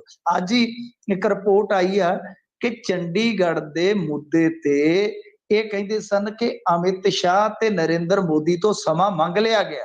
ਇਹ ਖੁਦ ਇਹਨਾਂ ਨੇ ਕਿਹਾ ਸੀਗਾ ਕਿ ਅਸੀਂ ਸਮਾਂ ਮੰਗਿਆ ਮੁਲਾਕਾਤ ਵਾਸਤੇ, ਪਰ ਰਿਪੋਰਟ ਦਾ ਕਹਿਣਾ ਹੈ ਕਿ ਪ੍ਰਾਈਮ ਮਿਨਿਸਟਰ ਦਫ਼ਤਰ ਨੇ ਪੁਸ਼ਟੀ ਕੀਤੀ ਹੈ ਇਸ ਗੱਲ ਦੀ ਕਿ ਅਜੇ ਤੱਕ ਉਹਨਾਂ ਤੋਂ ਟਾਈਮ ਹੀ ਨਹੀਂ ਮੰਗਿਆ ਗਿਆ। ਜੀ ਬਿਲਕੁਲ ਮਿੰਟੂ ਜੀ, ਤੁਸੀਂ ਸਹੀ ਕਿਹਾ। ਪੰਜਾਬ ਜਿਹੜੇ ਨਸ਼ੇ ਕਰਕੇ ਮੌਤਾਂ ਹੋ ਰਹੀਆਂ ਨੇ, ਪੰਜਾਬ ਪੁਲਿਸ ਦੇ ਇੱਕ ਜਵਾਨ ਦੀ ਮੋਗੇ 'ਚ ਮੌਤ ਹੋਈ ਹੈ ਔਰ ਉਹਦੇ ਪਰਿਵਾਰ ਦੇ ਵਿੱਚ ਹੋਰ ਕੋਈ ਵੀ ਚੀਜ਼ ਜਿਹੜਾ ਕਮਾਉਣ ਵਾਲਾ ਨਹੀਂ ਹੈ। ਇਹ ਵੀ ਮੌਤਾਂ ਜਿਹੜੀਆਂ ਆਪਾਂ ਨੂੰ ਗਿਣਨੀਆਂ ਚਾਹੀਦੀਆਂ ਕਿ ਹੋ ਰਹੀਆਂ ਪੰਜਾਬ ਦੇ ਵਿੱਚ। ਮਿੰਟੂ ਜੀ, ਚੰਨੀ ਸਾਹਿਬ ਦਾ ਤੁਸੀਂ ਜ਼ਿਕਰ ਕੀਤਾ ਸੀਗਾ ਵੀ ਚੰਨੀ ਸਾਹਿਬ ਜਦੋਂ ਜਹਾਜ਼ ਵਰਤਦੇ ਸੀ ਤੇ ਹੁਣ ਦੱਸਦੇ ਆ ਵੀ ਹਾਰ ਤੋਂ ਬਾਅਦ ਪਹਿਲੀ ਵਾਰੀ ਸਰਗਰਮ ਨਜ਼ਰ ਆਏ ਆ ਚੰਨੀ ਸਾਹਿਬ। ਹਾਂਜੀ, ਇਹ ਦਿੱਲੀ ਦੇ ਵਿੱਚ ਗਏ ਨੇ, ਪਹਿਲਾਂ ਇਹਨਾਂ ਨੇ ਚੰਨ ਚੜਾਏ ਆ, ਹੁਣ ਇਹ ਖੁਦ ਆਪ ਉੱਥੇ ਚੜ ਕੇ ਗਏ ਨੇ ਦਿੱਲੀ ਦੇ ਵਿੱਚ। ਕਾਂਗਰਸ ਦਾ ਚੰਨ ਜਿਹੜਾ ਹੈ ਵਾਹ ਦਿਨਾਂ ਬਾਅਦ ਕਹਿ ਲਓ ਕਿ ਦਿਸਿਆ। ਪਹਿਲਾਂ ਤੇ ਇਉਂ ਲੱਗਦਾ ਸੀਗਾ ਕਿ ਚੰਨ ਗੋਡਣ ਹੀ ਮਾਰ ਗਿਆ ਵਾ। ਹੁਣ ਇਹ ਉੱਥੇ ਗਏ ਤੇ ਨਾਲ ਚਰਚਾਵਾਂ ਵੀ ਖੂਬ ਹੋਈਆਂ ਨੇ। ਵੈਸੇ ਤੇ ਇਹਨਾਂ ਨੂੰ ਪੁੱਛਿਆ ਗਿਆ ਜਿਵੇਂ ਕਤਲੋਗਾਰਤ ਹੋ ਰਹੀ ਹੈ ਪੰਜਾਬ ਦੇ ਵਿੱਚ, ਉਹ ਕਹਿੰਦੇ ਭਾਈ ਅਸੀਂ ਕੀ ਕਰੀਏ, ਲੋਕ ਹੀ ਕਹਿੰਦੇ ਸੀਗੇ ਕਿ ਬਦਲਾ ਲਿਆਣਾ ਆ ਗਿਆ ਬਦਲਾਅ, ਭਾਈ ਅਸੀਂ ਹੁਣ ਕੀ ਕਰ ਸਕਦੇ ਹਾਂ। ਇਹ ਵੀ ਇੱਕ ਬੜਾ ਮਜ਼ਾਕ ਦਾ ਪਾਤਰ ਬਣ ਗਿਆ ਸ਼ਬਦ ਬਦਲਾਅ। ਤੇ ਕਈ ਬੜੇ ਸਿਆਣੇ ਬੰਦੇ ਆ, ਉਹ ਬੜੇ ਵਧੀਆ ਤਰੀਕੇ ਦੇ ਨਾਲ ਵਿਆਖਿਆ ਕਰਦੇ ਆ ਕਈ ਵਾਰ ਚੀਜ਼ਾਂ ਦੀ, ਤਾਂ ਉਹ ਕਹਿੰਦੇ ਕਿ ਬਦਲਾਅ, ਬਦ ਉਹਨੂੰ ਨਾਲ ਅੱਗੇ ਜੋੜ ਦੇ ਦਿੰਦੇ ਆ, ਪਲੱਸ ਦਾ ਨਿਸ਼ਾਨ, ਲਾ, ਬਦਲਾ, ਬੁਰਾ ਕਾਨੂੰਨ ਹੋਇਆ ਪਿਆ। ਅਮਨ ਕਾਨੂੰਨ ਦੀ ਹਾਲਤ ਜਿਹੜੀ ਆ ਉਹ ਇਸ ਤਰ੍ਹਾਂ ਦੀ ਹੋਈ ਪਈ ਆ। ਤਾਂ ਖੈਰ ਦੇਖੋ, ਇਹ ਉੱਥੇ ਗਏ ਨੇ, ਰਾਹੁਲ ਗਾਂਧੀ ਨਾਲ ਮਿਲਣੀ ਹੋਈ, ਇਹਨਾਂ ਦੀ ਮੀਟਿੰਗ ਹੋਈ ਆ। ਚਰਚਾਵਾਂ ਜਿਹੜੀਆਂ ਇੱਥੇ ਛਿੜੀਆਂ ਨੇ ਕਿ ਹੋ ਸਕਦਾ ਆਉਣ ਵਾਲੇ ਸਮੇਂ ਦੇ ਵਿੱਚ, ਕਿਉਂਕਿ ਦੱਸਦੇ ਆ ਕਿ ਕੁਝ ਦਿਨਾਂ ਦੇ ਅੰਦਰ ਅੰਦਰ ਪ੍ਰਧਾਨ ਐਲਾਨਿਆ ਜਾਊਗਾ, LOP ਐਲਾਨਿਆ ਜਾਊਗਾ ਕਾਂਗਰਸ ਦਾ। ਤਾਂ ਹੁਣ ਚਰਨਜੀਤ ਸਿੰਘ ਚੰਨੀ ਦੀ ਜਿਹੜੀ ਸਰਗਰਮੀ ਆ ਉਹ ਇਸ ਚਰਚਾ ਵੱਲ ਇਸ਼ਾਰਾ ਕਰਦੀ ਆ ਕਿਤੇ ਨਾ ਕਿਤੇ, ਕਿ ਇਹ ਚਰਚਾ ਆਉਣ ਵਾਲੇ ਦਿਨਾਂ 'ਚ ਭਖੇਗੀ ਕਿ ਸ਼ਾਇਦ ਚਰਨਜੀਤ ਸਿੰਘ ਚੰਨੀ ਵੀ ਪ੍ਰਧਾਨਗੀ ਦੀ ਦੌੜ 'ਚ ਹੋਣ। ਕਿਉਂਕਿ ਉਹਦਾ ਇੱਕ ਕਾਰਨ ਆ ਕਿ ਇੱਥੇ ਤੇ ਛਿੱਤਰੀ ਦਾਲ ਵੰਡਣ ਡਏ ਆ। ਅੱਜ ਵੀ ਇਹ ਧਰਨਾ ਲਾਉਣ ਗਏ ਸਨ ਮਹਿੰਗਾਈ ਤੇ ਚੰਡੀਗੜ੍ਹ ਦੇ ਵਿੱਚ, ਤੇ ਉੱਥੇ ਆਪਸ ਦੇ ਵਿੱਚ ਇਹ ਤਲਖ ਹੋਏ ਨੇ ਸਿੱਧੂ ਤੇ ਬਰਿੰਦਰ ਢਿੱਲੋਂ। ਉਹ ਵੀਡੀਓ ਬੜਾ ਵਾਇਰਲ ਹੋਣ ਡਿਆ ਵਾ, ਬੜੀਆਂ ਖਬਰਾਂ ਲੱਗੀਆਂ ਨੇ, ਅੱਜ ਲੋਕਾਂ ਨੇ ਚਸਕੇ ਲਾ ਲਾ ਕੇ ਸੁਣੀਆਂ ਵੀ ਆ, ਉਹ ਪੜ੍ਹੀਆਂ ਵੀ ਆ, ਦੇਖੀਆਂ ਵੀ ਆ। ਤਾਂ ਇਹਨਾਂ ਦਾ ਇੱਥੇ ਜਿਹੜਾ ਹਾਲ ਆ ਉਹ ਕੁਝ ਇਸ ਕਿਸਮ ਦਾ ਆ ਕਿ ਇੱਕ ਟਾਂਗੇ ਤੇ ਜੁੱਪੇ ਜਿਹੜੇ ਘੋੜੇ ਆ ਉਹ ਵੱਖੋ ਵੱਖਰੀ ਦਿਸ਼ਾ ਵੱਲ ਦੌੜ ਰਹੇ ਆ, ਤੇ ਟਾਂਗਾ ਉੱਥੇ ਦਾ ਉੱਥੇ ਹੀ ਖਲੋਤਾ ਆ।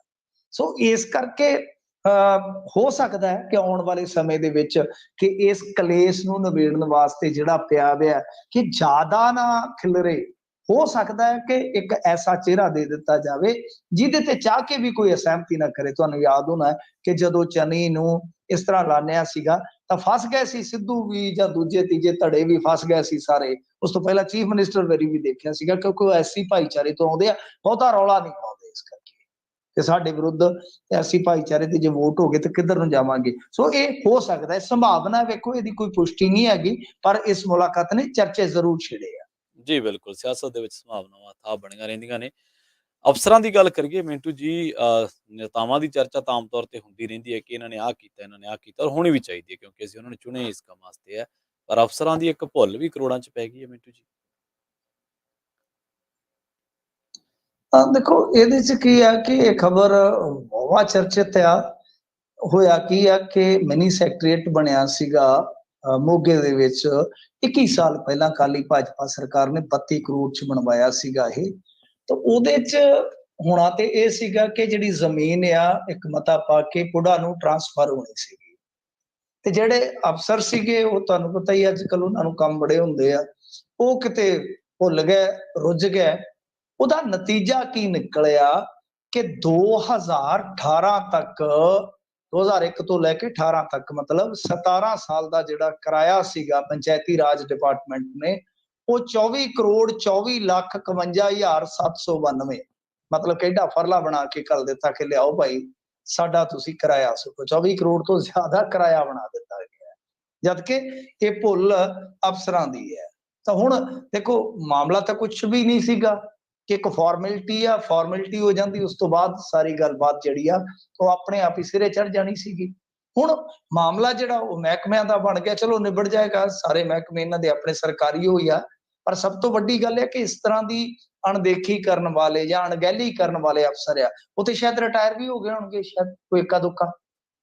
ਹੋਣਾ ਤੇ ਇਹ ਚਾਹੀਦਾ ਕਿ ਇਹੋ ਜਿਹੇ ਬੰਦਿਆਂ ਤੇ ਕਾਰਵਾਈ ਹੋਣੀ ਚਾਹੀਦੀ ਆ ਕਿ ਭਾਈ ਤੁਹਾਨੂੰ ਅਸੀਂ ਇੱਥੇ ਕੋਈ ਗੋਟੀਆਂ ਖੇਡਣ ਵਾਸਤੇ ਥੋੜੀ ਰੱਖਿਆ, ਤੁਹਾਨੂੰ ਇੱਥੇ ਜਿਹੜੀਆਂ ਸ਼ਹਿਦ ਦੀਆਂ ਹੁੰਦੀਆਂ ਆਪਣੀਆਂ ਮੱਖੀਆਂ ਜੋ ਇਹਨਾਂ ਦੇ ਛੱਤੇ ਹੁੰਦੇ ਉਹ ਚੋਣ ਵਾਸਤੇ ਥੋੜੀ ਲਾਇਆ ਹੋਇਆ, ਤੁਹਾਨੂੰ ਛੱਪੜਾਂ ਚੋਂ ਕੇਲੀ ਕੱਢਣ ਤੇ ਥੋੜੀ ਲਾਇਆ ਹੋਇਆ, ਤੁਹਾਨੂੰ ਇਹੀ ਕੰਮ ਕਰਨ ਤੇ ਲਾਇਆ ਹੋਇਆ। ਜੇ ਤੁਸੀਂ ਇਹ ਨਹੀਂ ਕਰਦੇ, ਇਸ ਤਰ੍ਹਾਂ 17 ਸਾਲ ਇਹ ਗਲਤੀ ਜਿਹੜੀ ਆ ਬਰਕਰਾਰ ਰਹਿੰਦੀ ਆ, ਇਹਦਾ ਮਤਲਬ ਇਹ ਕਿ ਗਲਤੀ ਨਹੀਂ ਹੈ।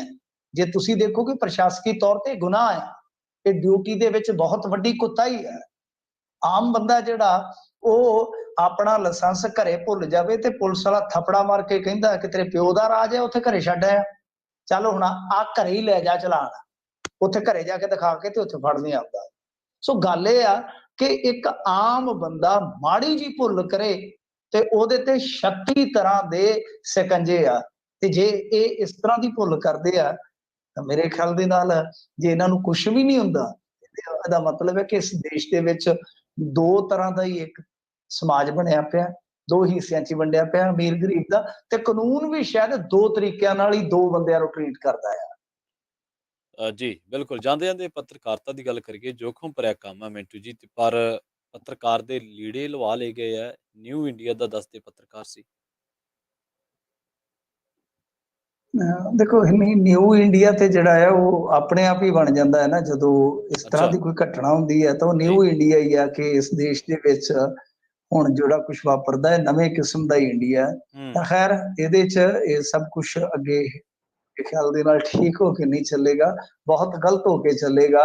ਦਰਅਸਲ ਮੱਧ ਪ੍ਰਦੇਸ਼ ਦੀ ਇਹ ਤਸਵੀਰ ਇੱਕ ਵਾਇਰਲ ਹੋ ਰਹੀ ਹੈ, ਜਿਹਦੇ ਵਿੱਚ ਕੁਝ ਲੋਕ ਸਿਰਫ ਅੰਡਰਵੀਅਰ ਦੇ ਵਿੱਚ ਨਜ਼ਰ ਆ ਰਹੇ ਆ। ਤਾਂ ਵਾਕਿਆ ਇਹਦੇ ਵਿੱਚ ਦੋ ਪੱਤਰਕਾਰ ਹੈਗੇ ਆ।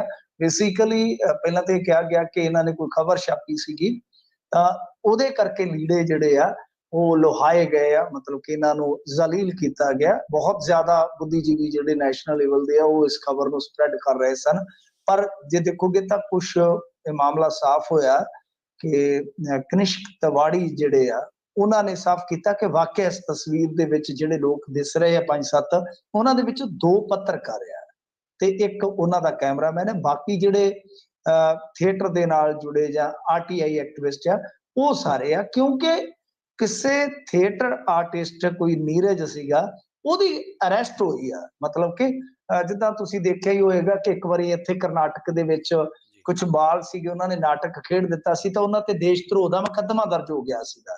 ਇੱਥੇ ਆਰਟ ਵੀ ਜਿਹੜਾ ਸਮਾਜ ਦੀ ਗੱਲ ਕਰੇ, ਫਾਂਸੀਵਾਦ ਦੇ ਉਲਟ ਚੱਲੇ, ਤਾਂ ਉਹਨੂੰ ਵੀ ਬਹੁਤ ਸਮੱਸਿਆਵਾਂ ਚੱਲਣੀਆਂ ਪੈਂਦੀਆਂ।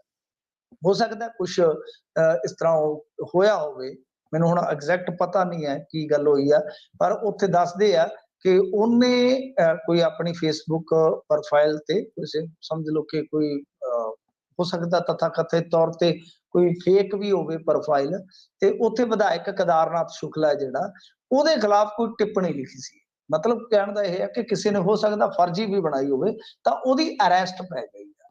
ਤਾਂ ਉਹ ਉੱਥੇ ਕਹਿੰਦੇ ਕਿ ਅਸੀਂ ਵੀ ਕਵਰੇਜ ਕਰਨ ਗਏ ਸਨ ਜਿਹੜੇ ਪੱਤਰਕਾਰ ਆ, ਤੇ ਉੱਥੇ ਫਿਰ ਇੱਕ ਤਰ੍ਹਾਂ ਨਾਲ ਜਦੋਂ ਇਹ ਸਾਰਾ ਕੁਝ ਹੋਇਆ ਤੇ ਉਹਨਾਂ ਨੂੰ ਵੀ ਹਿਰਾਸਤ ਦੇ ਵਿੱਚ ਲੈ ਲਿਆ, ਮਾਰ ਕੁੱਟ ਹੋਈ। ਦੱਸਦੇ ਆ ਕਿ ਫਿਰ ਇਹ ਸਾਰੇ ਕੁਛ ਜਿਹੜਾ ਤੁਹਾਡੇ ਸਾਹਮਣੇ ਆ ਕਿ ਉੱਥੇ ਅਰਧ ਨਗਨ ਜਿਹੜੇ ਆ ਇਹ ਕੀਤੇ ਗਏ ਆ। ਸੋ ਇਹਨਾਂ ਦਾ ਜਲੂਸ ਕੱਢਿਆ ਗਿਆ ਬਕਾਇਦਾ। ਪਹਿਲਾਂ ਤੇ ਕਿਹਾ ਗਿਆ ਸੀਗਾ ਕਿ ਨਹੀਂ ਨਹੀਂ ਨਹੀਂ ਜੀ, ਇਹ ਸਾਰਾ ਕੁਛ ਹੈ ਜਿਹੜਾ ਉਹ ਸਾਰੇ ਥੀਏਟਰ ਆਰਟਿਸਟ ਹੀ ਆ। ਮਤਲਬ ਤੁਹਾਨੂੰ ਪਤਾ ਹੀ ਹੈ ਬਹਾਨਾ ਬੜਾ ਮਿਲਦਾ ਇਹਨਾਂ ਨੂੰ। ਪਰ ਹੁਣ ਦੇਰ ਸ਼ਾਮ ਇਹ ਗੱਲ ਸਾਫ਼ ਹੋ ਗਈ ਆ ਕਿ 2 ਪੱਤਰਕਾਰ ਹੈਗੇ ਆ। ਇਹਦਾ ਮਤਲਬ ਜੇ ਸਾਰੇ ਪੱਤਰਕਾਰ ਨਹੀਂ ਹੈ, ਸਾਰੇ ਪੱਤਰਕਾਰ ਨਹੀਂ ਹੈ, ਤੇ ਇਹਦਾ ਮਤਲਬ ਇਹ ਨਹੀਂ ਹੈ ਕਿ ਕਿਸੇ ਨੂੰ ਅੰਡਰਵੀਅਰ ਦੇ ਵਿੱਚ ਖਿਲਾਰ ਕੇ ਉਹਦਾ ਫੋਟੋ ਸੈਸ਼ਨ ਕਰਾ ਕੇ ਉਹਦਾ ਜਲੂਸ ਕੱਢੋ, ਉਹਨੂੰ ਜ਼ਲੀਲ ਕਰੋ, ਉਹਨੂੰ ਜ਼ਿਲਤ ਦੇਵੋ। ਐਸਾ ਨਹੀਂ ਹੈ ਕਿਤੇ ਵੀ। ਸੋ ਤੁਸੀਂ ਦੇਖਿਆ ਹੋਣਾ ਇੱਕ ਵਾਰੀ ਇੱਥੇ ਖੰਨੇ ਹੋਇਆ ਸੀਗਾ, ਇੱਕ ਗੁਰਸਿੱਖ ਦੇ ਕੱਪੜੇ ਉਤਾਰੇ ਗਏ ਸਨ। ਹਾਂਜੀ ਉਸ ਤੋਂ ਬਾਅਦ ਉਹ ਥਾਣੇਦਾਰ ਨੂੰ ਫੌਰੀ ਤੌਰ ਤੇ ਸਸਪੈਂਡ ਕੀਤਾ ਗਿਆ ਸੀਗਾ। ਤਾਂ ਕਹਿਣ ਦਾ ਮਤਲਬ ਹੈ ਕਿ ਕਿਤੇ ਵੀ, ਚਾਹੇ ਇੰਡੀਆ ਦਾ ਕੋਈ ਵੀ ਸਟੇਟ ਹੈ, ਕਾਨੂੰਨ ਤੇ ਇੱਕ ਹੀ ਚੱਲਦਾ ਹੈ ਨਾ, ਸੰਵਿਧਾਨ ਤੇ ਇੱਕ ਹੀ ਹੈ, ਜੀ ਤੇ ਕੋਈ ਵੀ ਬੰਦਾ ਇਸ ਤਰ੍ਹਾਂ ਕਿਸੇ ਨੂੰ ਜ਼ਲੀਲ ਨਹੀਂ ਕਰ ਸਕਦਾ। ਪਰ ਇੱਥੇ 2 ਪੱਤਰਕਾਰ ਵੀ ਵਿੱਚ ਰਗੜ ਦਿੱਤੇ ਕਿਉਂਕਿ ਉਹ ਕਵਰੇਜ ਕਰਨ ਗਏ ਸਨ। ਹੂੰ ਸੋ ਇਸ ਕਰਕੇ ਇਹ ਘਟਨਾ ਜਿਹੜੀ ਹੈ ਹੈਰਾਨ ਕਰਦੀ। ਮੈਂ ਤਾਂ ਹੀ ਕਹਿ ਰਿਹਾ ਕਿ ਆਉਣ ਵਾਲੇ ਸਮੇਂ ਦੇ ਵਿੱਚ ਨਿਊ ਇੰਡੀਆ, ਪਤਾ ਨਹੀਂ ਇਸ ਤਰ੍ਹਾਂ ਦੇ ਕਿੰਨੇ ਕੁ ਮਾਮਲੇ ਜਿਹੜੇ ਆ ਉਹ ਵੇਖਣ ਨੂੰ ਮਿਲਣਗੇ। ਜੀ ਜੀ ਜੀ ਮਿੰਟੂ ਜੀ, ਬਹੁਤ ਬਹੁਤ ਧੰਨਵਾਦ, ਤੁਸੀਂ ਸਾਡੇ ਨਾਲ ਜੁੜੇ, ਇੰਨੀਆਂ ਅਹਿਮ ਜਾਣਕਾਰੀਆਂ ਸਾਡੇ ਨਾਲ ਸਾਂਝੀਆਂ ਕੀਤੀਆਂ। ਧੰਨਵਾਦ ਧੰਨਵਾਦ ਜੀ। ਜੀ।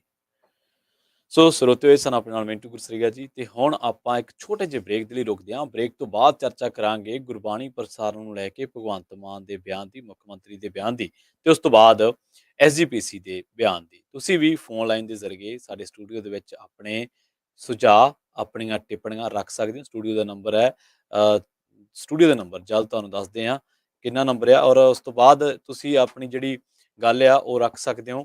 ਇਹ ਜਲਦ ਆਪਾਂ ਇੱਕ ਛੋਟੇ ਜਿਹੇ ਬ੍ਰੇਕ ਤੋਂ ਬਾਅਦ ਹਾਜ਼ਰ ਹੁੰਨੇ ਆ। ਸੋ ਜਲਦ ਮਿਲਦੇ, ਲੈਣਾ ਇੱਕ ਬ੍ਰੇਕ ਛੋਟੀ।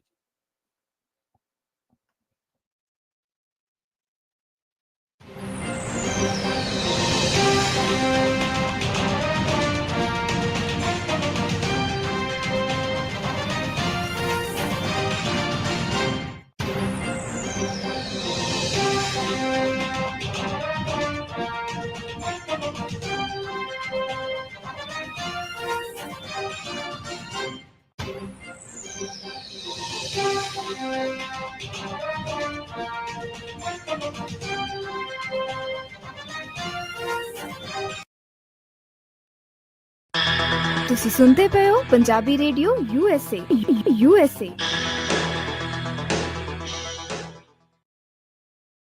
ਨਰਮ ਨਰਮ ਤੇ ਗਰਮ ਗਰਮ ਮੱਕੀ ਦੀਆਂ ਰੋਟੀਆਂ ਵਾਸਤੇ ਯਾਦ ਰੱਖੋ ਹਾਥੀ ਬ੍ਰਾਂਡ ਕੌਰਨਫਲੋਰ। ਇਹ ਮੱਕੀ ਦਾ ਆਟਾ ਭਾਵੇਂ ਠੰਡੇ ਪਾਣੀ ਨਾਲ ਗੁੰਨ ਲਓ ਤੇ ਰੋਟੀਆਂ ਇੱਕਦਮ ਸੌਫਟ। ਤਾਂ ਫਿਰ ਭੁੱਲਿਓ ਨਾ ਆਪਣੀ ਅਮਰੀਕਾ ਵਾਲੀ ਚੱਕੀ ਤੋਂ ਪੀਸਿਆ ਹੋਇਆ ਹਾਥੀ ਬ੍ਰਾਂਡ ਕੌਰਨਫਲੋਰ।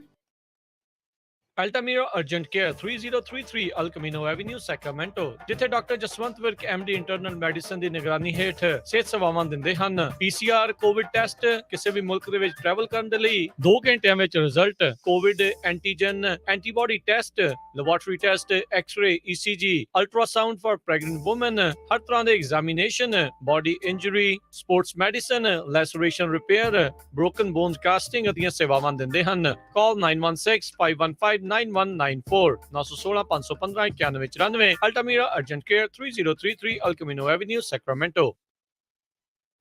ਤੁਸੀਂ ਸੁਣ ਰਹੇ ਹੋ ਪੰਜਾਬੀ ਰੇਡੀਓ USA। ਮੈਂ ਕਿਹਾ ਜੀ ਸੁਣੋ, ਲੱਕੀ ਦੇ ਬਰਥਡੇ ਪਾਰਟੀ ਤੇ 50 ਤੋਂ 60 ਗੈਸਟ ਹੋ ਜਾਣੇ ਆ। ਮੇਰੇ ਕੋਲੋਂ ਨਹੀਂ ਘਰ 'ਚ ਖਾਣਾ ਬਣਦਾ, ਤੁਸੀਂ ਕਿਸੇ ਰੈਸਟੋਰੈਂਟ ਤੋਂ ਹੀ ਖਾਣਾ ਆਰਡਰ